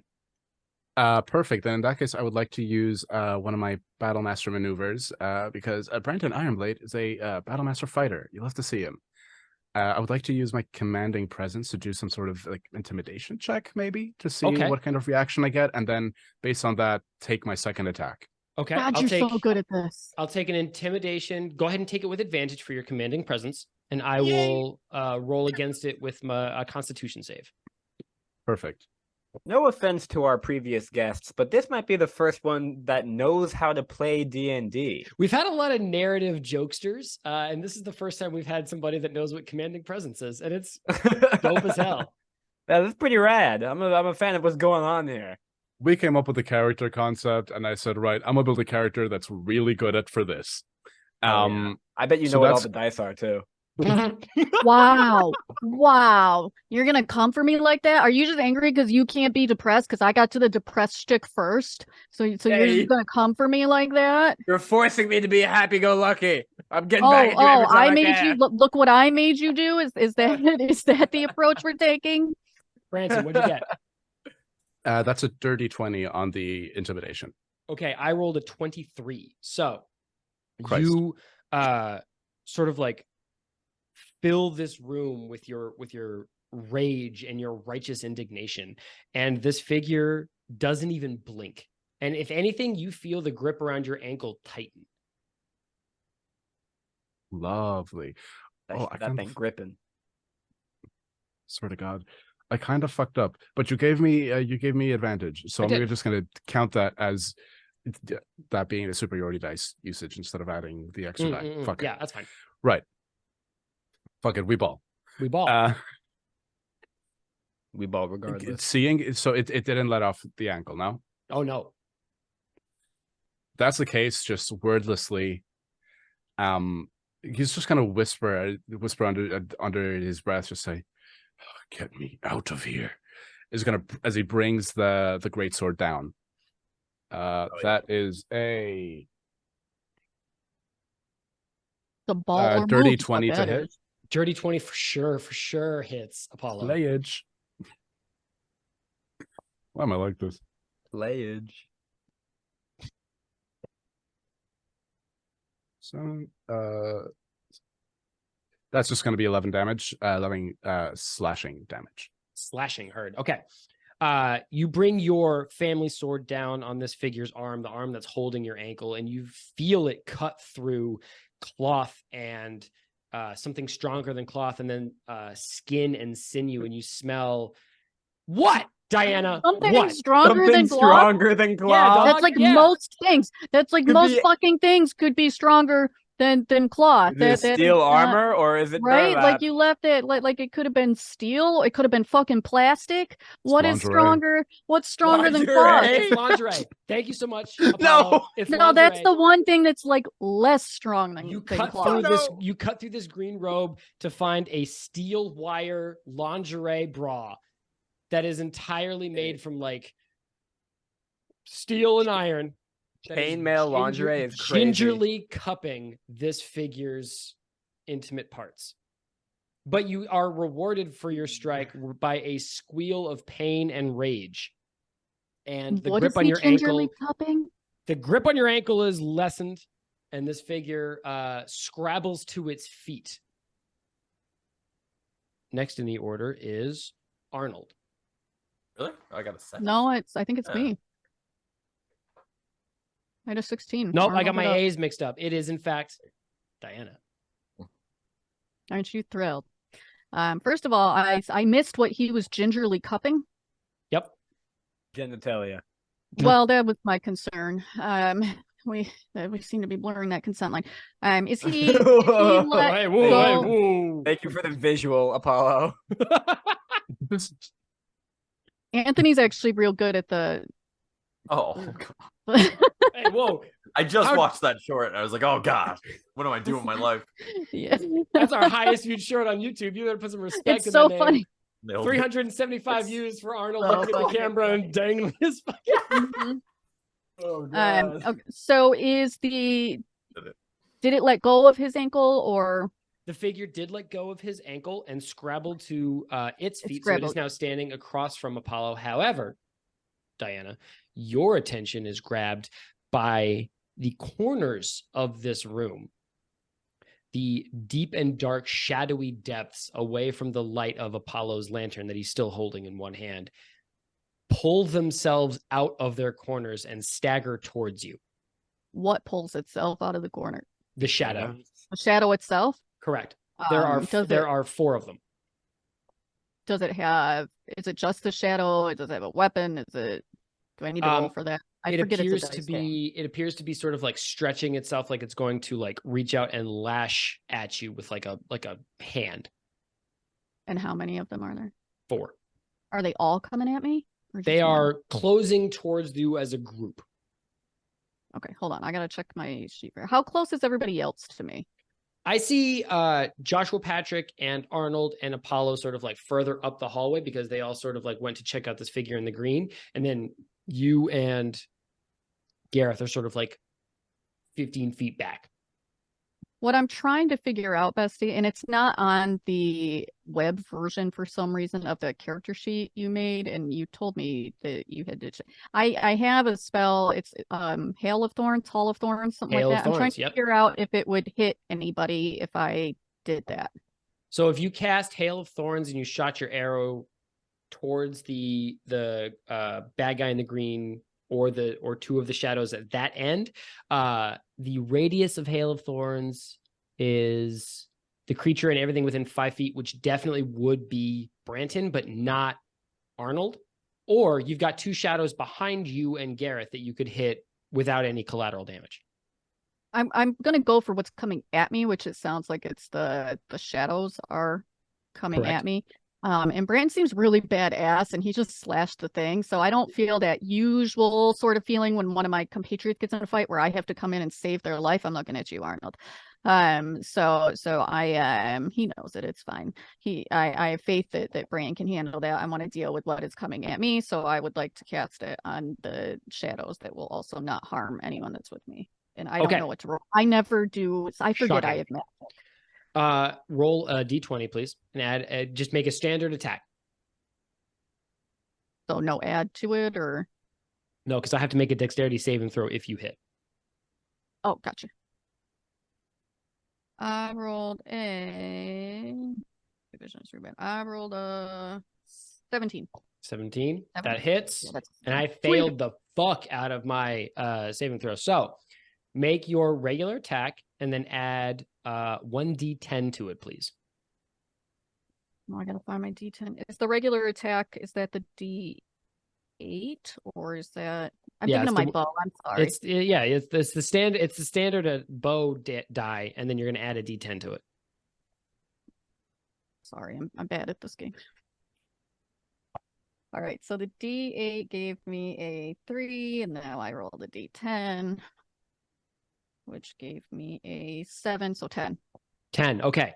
You fire your bow at the two shadows peeling themselves off the wall behind you, closing in on you and Gareth. And your arrow, with the striking hiss of a hornet, passes straight through this shadow, exploding into a hail of bits of iron shrapnel that explode around you, scattering these painted gold coins and breaking into the windows and dotting themselves into the splintered wood of this room turned hallway.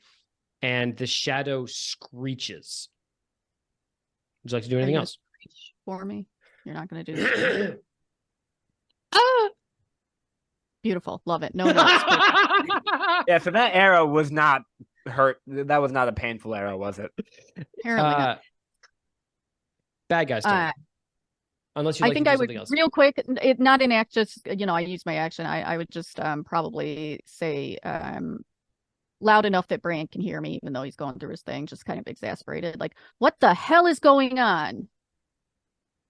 What's I going have on? no idea, but they're not letting up, so it's a fight. Do we get disqualified if we kill the actors, or Oh, At this this is a point, I'm valid willing question. to accept that they're not actors. I thought you were going to say at this point, I don't care. That's what I would have said. So I mean, honestly, yeah. Okay. Bad guy's turn. One shadow is going to lurch out of this wall and attack Arnold with a fist attack. It is going to roll a 21 against AC, which I know for a fact hits.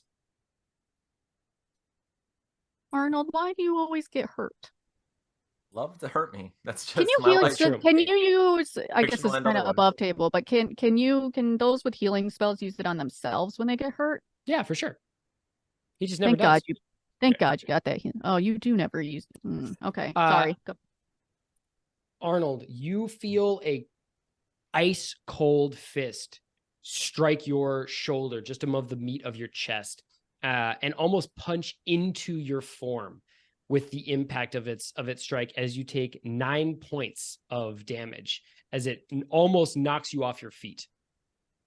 And the wraith darkness above this fist sort of contorts itself into a quasi face that screams at you in excitement and rage. Where's that scream, Bestie? I'm not doing everyone, Diana. You can't make me do everyone. The figure in the green shroud is going to attack Brantwin, but is only going to roll a 14 against AC. That's not gonna hit me. Not going to do it. So I think because it's been damaged by your blade, Brantwin, it strikes uselessly at your shoulder with its injured hand as it sort of like skitters backward with an otherworldly howl, a noise which I am again not going to do. Diana, Yes. you hear the sound of tiny footsteps breaking down another one of these doors in the hallway as a diminutive cowled figure holding a toy bow and a suction cup arrow bursts into the room and says, "Don't worry, I got it," and fires a suction cup arrow at one of these shadows. killing it instantly? And it rolled a I hope 4. it does. So you see a suction cup arrow sort of like go straight through the air and miss this shadow by a country mile and bury itself on the wall behind it. As Cole, the would-be ranger, looks at you and says, "Don't worry, I got another one." And he reaches into his quiver to pull out another suction cup arrow. Is it It my? is. Can I interact or is it Gareth's turn? It is Anthony's Oh, turn, Arnold. actually. I'm sorry. That's what I meant. So okay, so I see him shoot. How far away is this tiny ranger from the guy in the green, where Branton is? I'd say like 15 feet. 15 feet away. Okay. So I'm gonna see the child obviously in danger and see, all this stuff happening. And I'm gonna cast Shatter, but I'm gonna deliberately do it not exactly on the guy, but behind the cloaked figure, so he's within the bubble of it. That's my intention. So he's, because as far as I can remember, I think Branton's like what, like 4 feet, 5 feet away from him at this point. Yeah, about.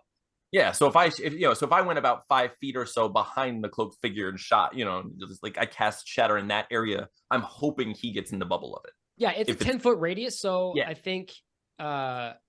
I think you're fine if you're trying to hit him sort of like with the splash damage of it and not get the collateral damage of your newfound ally. That's fine. I'm going to make a Constitution saving throw. And I did roll a 4, which is great for me. Yeah. So rad, so badass. All right, so Arnold, you're going to roll 3d8 thunder damage, please. Yes. Concussive force.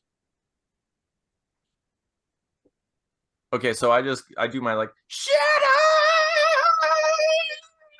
Just like... That was beautiful. That was really good. Really good. Thank you. So once again, no notes. All right. Sorry. Let me see what I got here. Okay, so I got 15. 15. Yes, that just barely hits. Tie goes to the player. No, wait, sorry. No, that was damage. Yeah, yes. 15 thunder damage. The hallway that you are standing in explodes in a concussive blast that sends hundreds of these gold-painted wooden coins flying almost like shrapnel themselves through the air, slamming against the walls and hurtling through the empty air towards Mel and Gareth behind you, as this figure in the green shawl shudders and almost loses its footing. You see this green shawl blown back away from its face, and suddenly you are looking at, Arnold, a twisted and pinched gray visage that is a combination of rotting dead flesh across petrified skeleton, burning with red-eyed malice and bared, crooked teeth as it screams at you. Would you like to do anything else? What is Thenatus doing? Is he... Thenatus is frozen to his chair. Cool, so he's just hanging out. Okay. Apollo? Now that I assume now I'd be able to get a better look at the figure in front of me. Does the body have the wound on the back that I remember? It does. Lovely. Hate that for me. Anyway. Arnold. Okay. I mean, that was my action. He's pretty far away, but he's screaming at me specifically. Correct. I imagine I don't know this person, but do I recognize him just in case? You don't. I mean, you could roll an insight check to maybe get close, but like right off the dome, not a face you're familiar with. Okay, I wouldn't imagine I would. Okay, that's it for my character.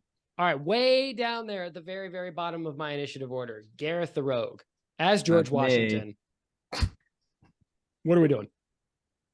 Oh boy. You want to know what Gareth is not very good at? Combat. Because I can do a maximum of 12 damage per turn. I mean, you could always teleport away again if that's you pretty good, Branton says, having just done like double that. Hey, all you need is to do the last hit point worth of damage. That's all you need. So true. Fuck.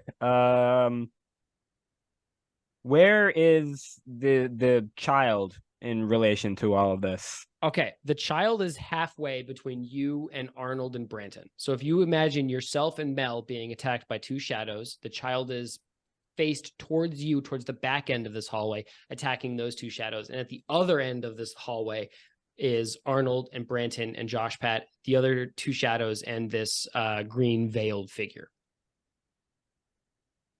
Cool. I think I am going to throw my magic knife at one of the shadows approaching us. Okay. Throw it. Okay. what do I roll to throw? Is that just ranged, I guess? Are you attempting to wound it, or are you attempting to just throw your teleporty dagger? No, I'm somewhere? attempting to throw my knife at this thing, which typically wounds people. Okay, if it- roll. That would be a dexterity attack, please.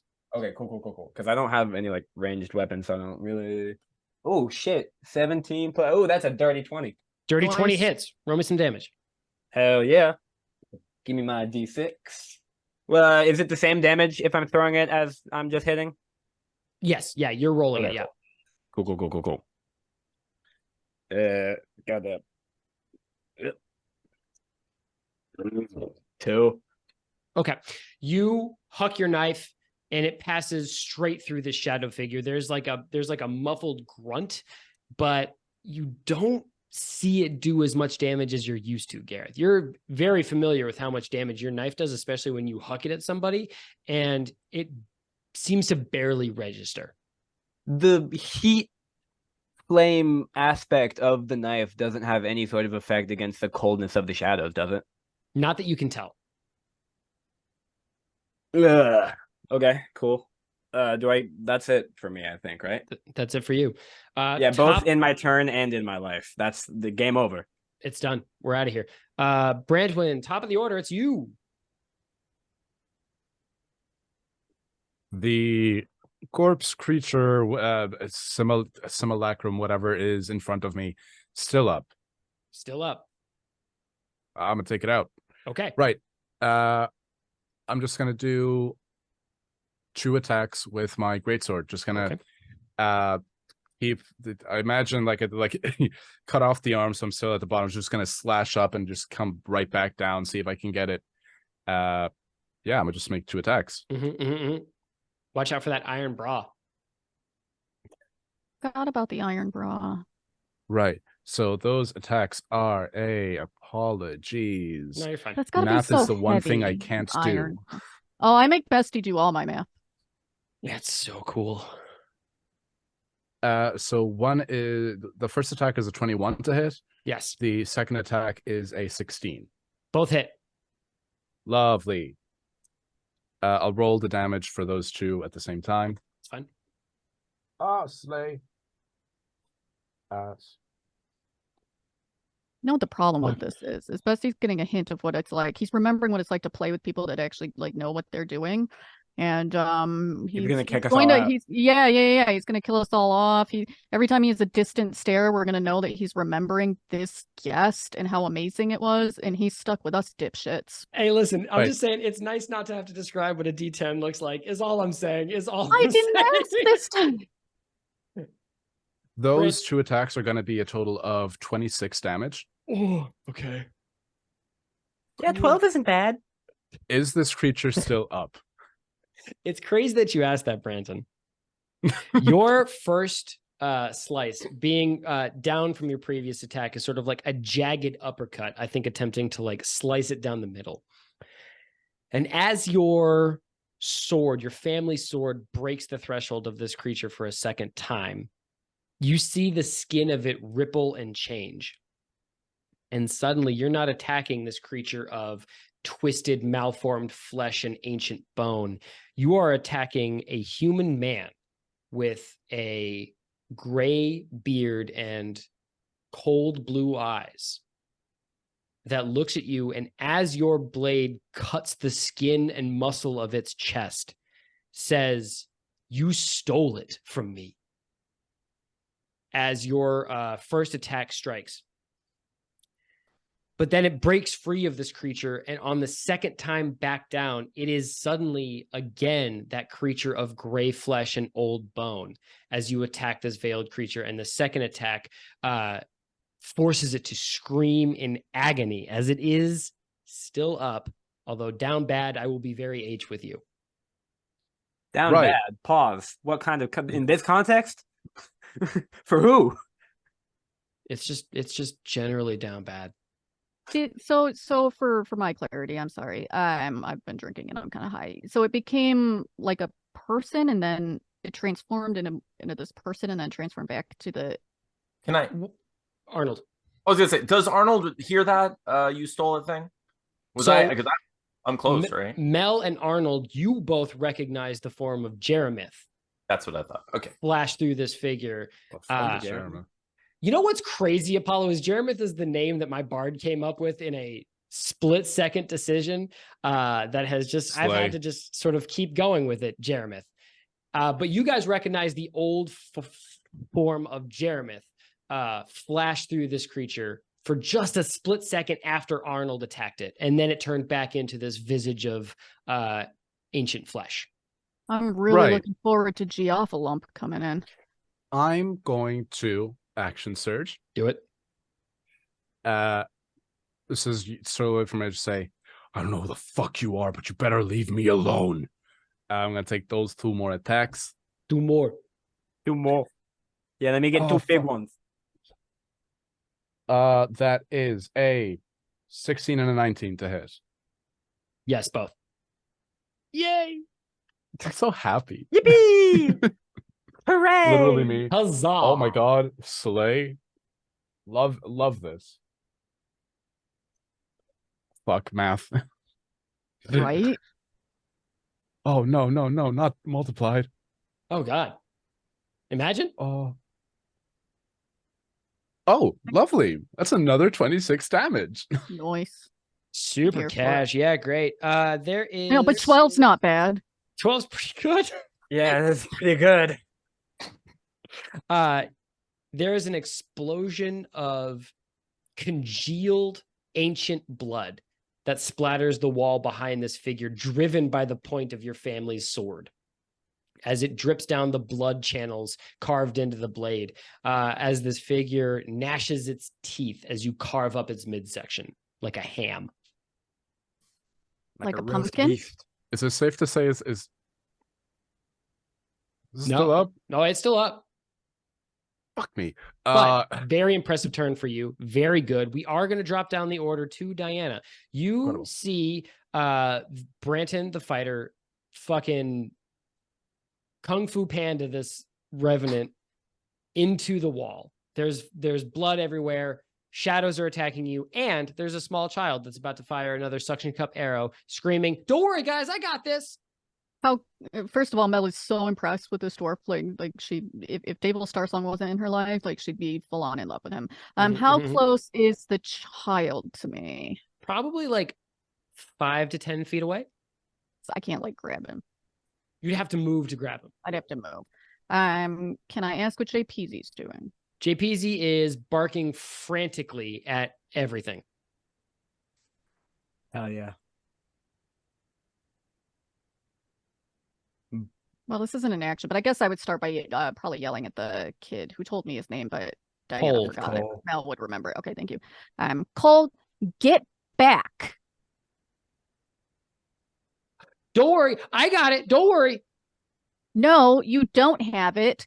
Get back over here. I'm going to be a Those ranger are- someday. You got to be a danger to be a Yeah, ranger. yeah, someday. Not now. Not now. Get Those back. are not real arrows. The kid does not move. Mel wants to shoot the kid so fucking bad. Is anything coming? I'm not. Mel's not maternal. Is anything like imminently coming toward me that I need to take care of? Because otherwise, I'm probably going to shoot the thing that's going after Branton. The 2 shadows are still coming after us, the 2 right? shadows are attacking you and Gareth. Oh, they're yes. still up in. How close are they to? God, I can only shoot one at a Very time. intimately, aggressively. Okay. I'm gonna shoot whichever one I can, whatever closest, I guess. Do it, Bessie. And that kid's just gonna die. Okay, I tried. Mel needs more trauma. Remember that time I I you don't think failed? this would affect Mel that much. Remember that time you failed to save a child? Welcome to Critically Stupid, everybody, where we are a lighthearted, family-friendly, Christian-centered podcast. I tried to save the child. The child's being dumb. That's not my fault. That's his parents' fault. Children where in are TTRPGs his just be like parents? that. Right? Like where are his parents? They just let him go to this fucking haunted house. Actually, said no, he he snuck did out. explicitly say that he snuck out. Did he? I missed that part. Well, you know what? Still bad parents. If you don't know where you let your 7-year-old sneak the fuck out. Don't That's think they Doesn't let insane. dare him. do well. I rolled a 17. 17 just barely hits. Roll that damage. You want to tell me what a D8 looks like for old time's sake? It's 2 Yeah, it's 2 pyramids butt to butt. Yeah. Imagine you went to Egypt, but they'd fucked up They beefed it so bad. Imagine, if you will, pyramids, but That shit. is a. But ass to ass. I know what it looks like now, guys. And it's in the pyramid thing didn't even work. It's looking at it from the top and counting 4. You know what? I got a 7. Okay. You fire an arrow at one of these shadows, and it strikes it in like the meat of the torso. The You know shadow what? meat. Sorry, I'm so sorry. Quick pause. I didn't add my modifier to the first, but I hit, so it doesn't matter, right? Yeah, you're fine. Okay, thank you. And there's like a dull thunk as the arrow buries itself in the wall behind it, and this shadow sort of like empty mouth screams at you. Bad guy's turn. One of those shadows is going to attack that little idiot kid, because that's easy meat, honestly. That's life, man. Sometimes. Yeah, that's fair enough. And it Yep. did roll an 18. Oh well. So R.I.P. that kid is going to take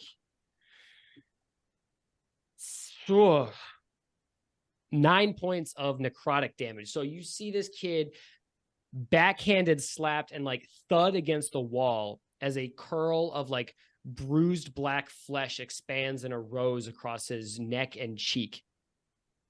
As the suction cup arrow falls from his numbed hands, and he reaches out and grabs a wooden knife from his belt God, I hate kids. They're so dumb. and weakly says, "Don't worry, I'm still good." I feel like this is supposed to be stoic and heroic, but really just pissing me off. Thank you. Kids are this dumb. fucking seriously. I mean, maybe Arnold can help heal it if it doesn't die, but All right, because I'm so comically low on hit points. The creature in the green veil is going to make a desperate move. Branton, I need you to make a wisdom saving throw for me. Oh, I love those. I don't, but I love those.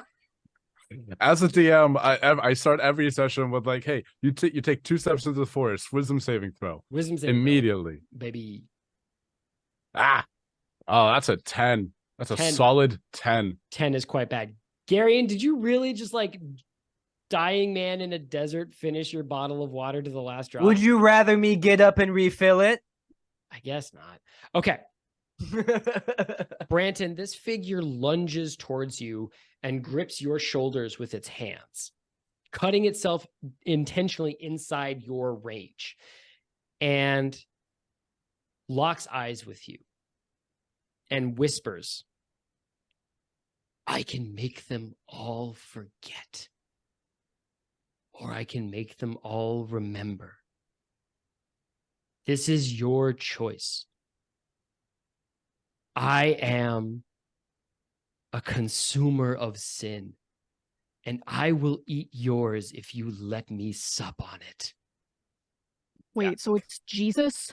So it is Jesus Christ of Nazareth, but also more mechanically. An established character in this universe. Jesus Christ of Yeah. Nazareth does exist in it. Yeah, what's up, Apollo? Welcome to Critically Stupid. We're so glad to have you. Jesus Yeah, you'll Christ of have to- Nazareth does exist in this world. You'll have to Hey, pay yo, bro, for our show me your Patreon to hands. I find want out to see how. the whole. Everybody show your stigmata. So mechanically, Branton, what is being offered to you is a bargain. This creature whispers to you, and its face shifts, and instead of grayed ancient flesh, it turns young and pale and supple, and there's a polite grin on its lips, and its burning red eyes cool to like that dull blue that you remember. What? Fucking what? I Now think, what? honestly, here's the thing, Alex, it wasn't your fault. I think it was that me and Diana had the exact same reaction to the absolutely. word supple. Are And you then we, fucking joking me? And then we like shook heads to confirm that we were in fact reacting to the same thing. Yes. And it Alright. was a beautiful moment that you'll see when you're editing. Branton, this creature is willing to, so this is the Sin Eater, and it is offering you a bargain. It will eat your sin. It will make everybody in Waterdeep forget what you did. But the other side of that deal that you know lies in the magical bargain that it is offering you is you will never make another red cent as a city watchman ever again. Red cent? Like blood money? In Dwarvish, almost as if talking to myself, Branton just says, "What's done is done. I can't change it. I regret it, but I do it again. The only thing that matters is providing for my family." And God then damn. in common says, "Get the fuck off of me." So wait, Yeah. Gary, and you let him get through that whole thing uninterrupted, but you He didn't say the word supple, And also, Get I didn't your actually supple interrupt you hands when off you of me. right? Like if Yeah, you'd get- said get that, then your I would have had the same reaction get your that I did. supple nubile hands Right? away from me. all right, Brandon, make an unarmed strike, please. Yo, Slay. God. We're trying, honestly. Nubile? Nubile? Supple. It's really funny that I rolled a nat 1 on that. Oh, No finally. shit. Fuck. But also, Okay. that is so unfortunate for the timing of the narration. You Brandon is shook. He's not ready for this. He has like a great sword that's in an awkward position. He has like the lantern. He's not ready for an unarmed strike. I don't know what he does. you headbutt this guy, this figure, this woman in the face, and then when you come back out of it, you've got a tooth stuck in your forehead. Slay. Well, give it to Gary. He can add it to his fake teeth. Hate that for me, quite honestly. Okay. Diana, Yes. it is your turn. I feel like my turn got skipped. And Oh also shit, no, Arnold's. it's not Diana's Oh, turn. I mistook Apollo's I was about to say I uninterrupted do action. feel like It's actually Arnold's turn. yeah. Okay. So let me think. I don't have any weapons out. He was just headbutted he just headbutted this creature, so he is very close to the creature. Which means I can't cast my spell my only attack means spell you that shouldn't. I own. Listen, So I'm gonna be so honest with you, Arnold. That dude's got so many hit points that haven't been touched by now. Like You can hit Brandon's me. fine. Yeah, and no offense to Apollo, but he is just a guest one time. That's true. That is true also. So knowing what I know about people who take other humans' teeth, I look at our guest and I'm like, how dare you beat? No, I'm kidding. And you expect a quarter under your pillow. George Washington Tooth Fairy. No, How close just for me? How close is Arnold to the kid who is like dying? Like 20 feet. He's at the other end of the hallway. Okay. Don't worry about the kid. I'll do something about the kid. It's the only fucking thing I can do. I'll take care of the kid. Okay. I would, but I'm having a whole moment. You're having a Okay. thing. You're busy. You so need the ice water. Anthony. So I'm just gonna do it again. I'm just gonna cast Shatter again at this creature because I see that it from my perspective it looked like it was like a move of desperation and he came away with for with sure. two- and I was like something's going on. I don't know, and I'm sure this. I mean, he looks intimidating. He's obviously strong, but I don't know what's going on over there. So I cast Shatter again, hoping to hit this creature. Okay, that would be a Constitution save. I did roll a 17, but I do take half damage. Okay, yeah, you do. Here you go. Let's do it. I assume I'll also take half this damage with Correct. a 679 with a 19 save. No, 19 saves out of it. Oh, lovely. Slay. I Um, started saying slay. I gotta stop. You're fine. You're the Uh, guest. You do what you want. Yeah, we love it. We're here for it. Unless you're talking about just like in your life in general, then like that's up to you. Yeah, don't kill people. I got a 16. So Okay, Arnold. Tell me what happens to this figure with your fatal spell. So I like. Arnold kills something. So I did, huh? I did. Yeah. Yes. He's I gonna love be that shamed. I love that our guest did 48 points of damage, and then Arnold cast one half spell and takes the kill. It's gonna go right to his head. cast Jill. Shatter Team in the effort, first team effort. place. He cast it earlier. That's true. So yeah. So Arnold, he puts his hand out like he's singing like just a ballad to this creature. Like, it's kind of like his but it's but it's just Shatter. But, you know, Nice. and as he does it, I like to imagine that just, I mean, obviously there aren't actual music notes, but I do like to imagine like kind of like Ninja Star music notes just kind of shred around this guy. Fuck yeah. There are ghostly green blue music notes that are jagged and sharp like pieces of broken glass that whirl around this figure in like a hurricane, taking chunks and pieces of its decaying flesh off until it is nothing but like a loose framework of mottled bone and blood.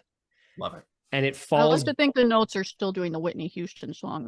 Oh yeah, it's still "And I Will Always Love You." But then this figure falls backwards like a couple of like loose sacks of flour, scattering these painted gold coins everywhere as the house falls still. That's when it's like the I'll kill you moment where it's like, Hell yeah.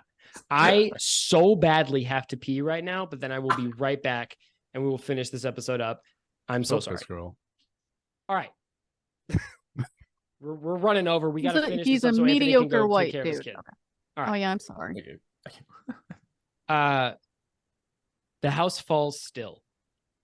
The green shawl draping this ancient figure billows in a cold breeze of wind that has pushed dead leaves down the street from the fall festival outside as it whistles through this house, and suddenly the green shawl falls flat, fully empty. Fully empty? What the fuck? Sorry. It's now It could empty. be only partly empty. It's exactly. It's fully empty. The shadows recede as the light from Branton's lavender lantern billows brighter than it was when you walked into the house. And with a horrible creaking groaning, this house resettles itself. The walls snapping back to their original place, the room that you had originally walked in reforming itself as the shutters and paper and paint plastered over the windows falls and rolls back up and recedes to allow a sliver of moonlight from the clear autumn night in. And Cole, the would-be ranger, lying slumped on the floor next to a pile of wooden coins, opens his eyes and says, "I did it." No, you didn't, you dumbass. Didn't do shit. No No, it false was- illusions of grandeur. It was me. You almost died. I beat the thing with my knife. You guys saw it. You're literally dying right now. Oh, Arnold, we shouldn't let the kid die. So yeah, as he says I did it, I'm gonna look at him and just kind of like I'm gonna cast healing word on him and say, "We did it." Okay. Fair. How much is that? How But, much like, is that healing for? Not we. Just we. Yeah, I'm just gonna say we without you. and let him. Yeah, I'm gonna let him assume I mean him as well. You can tell Anthony's the actual parent here. Like, Right. he's like, how do I take care of this? Gary and I are like, just let him fucking die. He's so irritating. consequences of his Hold actions. on. Jesus. We have to educate children. It's beautiful. I got an 8. An For 8. healing. Okay. He is almost fully healed. The necrotic touch of death on his cheek and neck sort of like fades to just like a faint bruise as he stands and offers Mel a faint high five. Mel sighs very deeply and does like a half-hearted and says like, that was really stupid. Fuck yeah. Bursting into this room, accompanied by a uniformed member of the City Watch that you, Branton, recognize as one of your lieutenants, one of your superior officers. It's the green hag that let you into this house in the first place. And she tears her mask away to reveal the face of Malma Silversong as she points to you, Branton, and says, "He did it. He did it. You heard it. We all heard that it was a confession. He said he's guilty." I don't. When? The lieutenant says, "Now let's calm down. Branton, what's going on?" In this whole moment, ever since the creature was destroyed by the shatter spell, Brandon is still shaking with the reverberations of the artifact of the spell. Still just looking at the bloodied sword in his hand, looking down, hasn't even taken notice of the people running in, hasn't taken notice of the children, nothing. really matters, because he's just saying to himself, like speaking to himself now, one hand on his sword, the other one just kind of goes up to his eye patch, and says, so everyone knows. It said everyone knows. I need to.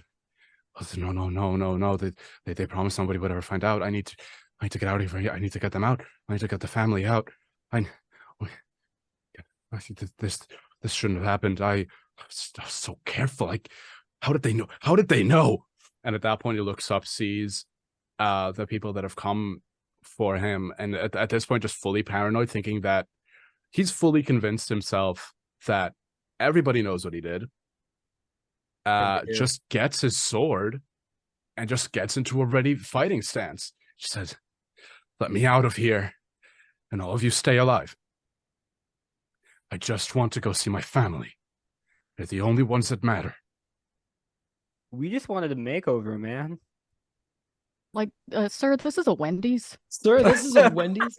The lieutenant says, Branton, I don't know if I'm remembering or if this happened. Did you kill someone?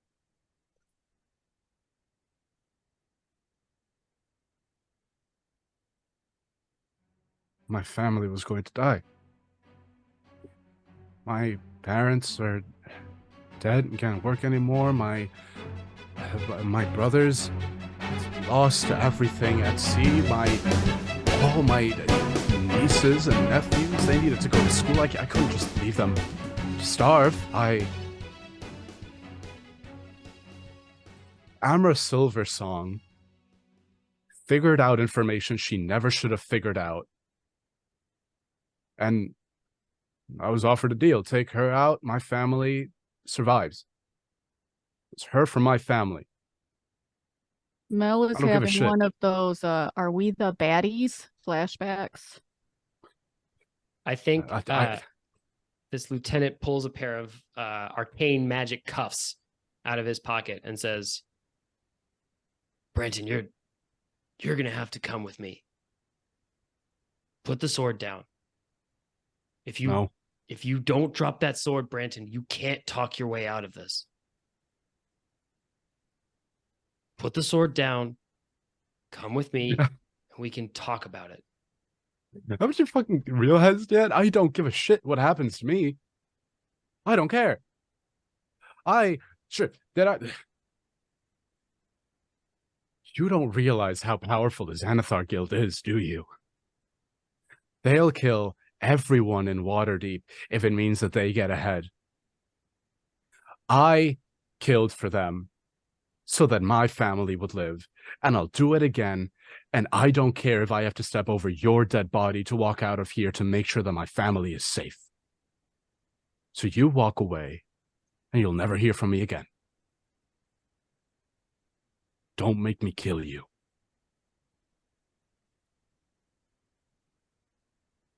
The guard lowers his cuffs, and his hands are shaking, and he seems thoroughly rattled.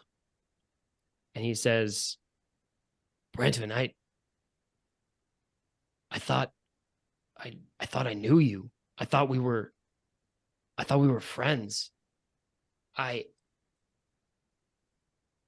then he steps 1 foot to the side, showing you the open door leading to the street out. And he says, I never thought you were capable of this. The Ironblade family will not know a single day of sorrow or poverty so long as I draw breath, no matter what it takes.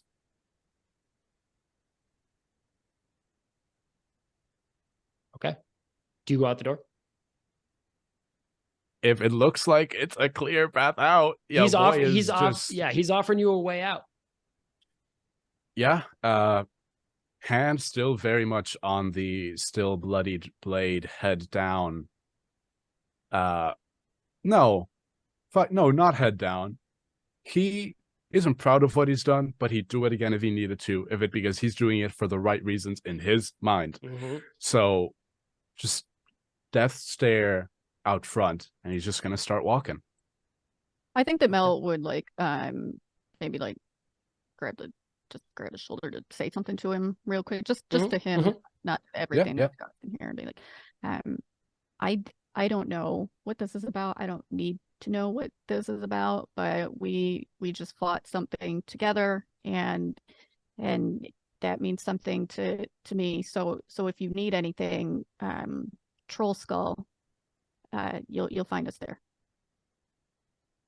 Thank you. Now that oh God, I said too much. If you ever Listen, I've killed a lot of things, so there's no judgment from me. I understand. Don't tell me. I'm still technically a police officer. Don't And confess also, they are murders to me. still actually for real police officers. There's a police officer like 2 feet away. Mel gets arrested. I'm off the show. Brandon just says, I've opened my mouth. I'm going to get my family out of the city. I would recommend that you, if you're planning to stay in Waterdeep, be careful. If you hear anything about the Xanathar Guild, don't trust them. They'll use and abuse you, and they'll offer you the world. It was worth it for me, but it might not for you. And he takes off his eye patch, crushes it under his boot. So you see like the full scar going down his face. Sacrificing everything for my family was the most honorable thing I've ever done. But the guild does not know honor. It only knows horror. And he's gonna walk out. Hell yeah. As you watch the receding, stiff-necked form of Branton Ironblade walk out of this house, having survived the horrors that awaited him inside, Arnold, you feel something pressed into your closed fist as one of the teenagers hands you a case and says, "Hey, congratulations, you won this." As you're holding a case for a drag dread makeover from Spagusi. Wow. No way I'm going to stumble here, right? No way I'm going to take us all the way to 99 and then fuck it up. As you look at a case that says Spooky Yas, and then in parentheses, the cunt of Strahd right over the top of it. Oh, yeah. I look at everyone and I go, "We won!" And I do the thing where I jump up and we all freeze in the air. Everybody jumps, including Joshua Patrick, and you freeze frame in triumph as the stiff-necked form of Branton Ironblade walks out of this house, triumphant in victory. Apollo, thank you so much for being on our show. Thank you for having me. So incredible. That was fantastic. That's the craziest haunted house I've ever seen. Can you, one more time, shout out your socials for our audience? Tell them where they can find you. Tell them where they can follow your amazing stuff. Oh, shit. Hey. If you want to follow anything that I do, it's at TallNerdApollo. It's on all of the social medias that I'm about to list off. Instagram, Twitter. That's the only appropriate time to dead name something. Instagram, Twitter. Fuck, what's the third one? TikTok. That's the biggest one. Oh, I forget that one. Twitch, soon to be YouTube, though. If by the time this video is out, there's a video there, y'all didn't see shit. I regularly am a performer on TTRPG shows, but none as incredible as this one. Let's be honest here, guys. Generally, it's been a pleasure. Thank you for having me. Love all of your characters. This has been chaotic as hell. Thank you for letting me play my first evil aligned character. That was pretty fun. Nah, man, you did. Here for it. You're great. amazing. I'm a blush. Y'all need to stop. Frustratingly so, I would say. Yeah, Honestly, like irritatingly good. Like no matter how many times I told you to dial it back, you just dialed it up. But it's You just refused. You just refused. Nice. I think that's why both of those movies are so great. I think the so Muppets good, are though. Muppets are overrated. Oh, that's You right. should jump off that window right there. I think I have to leave the call. Yeah. I don't get it. They're just weird puppets. Like They're That's fair. And you're just a weird dude. I mean, yeah,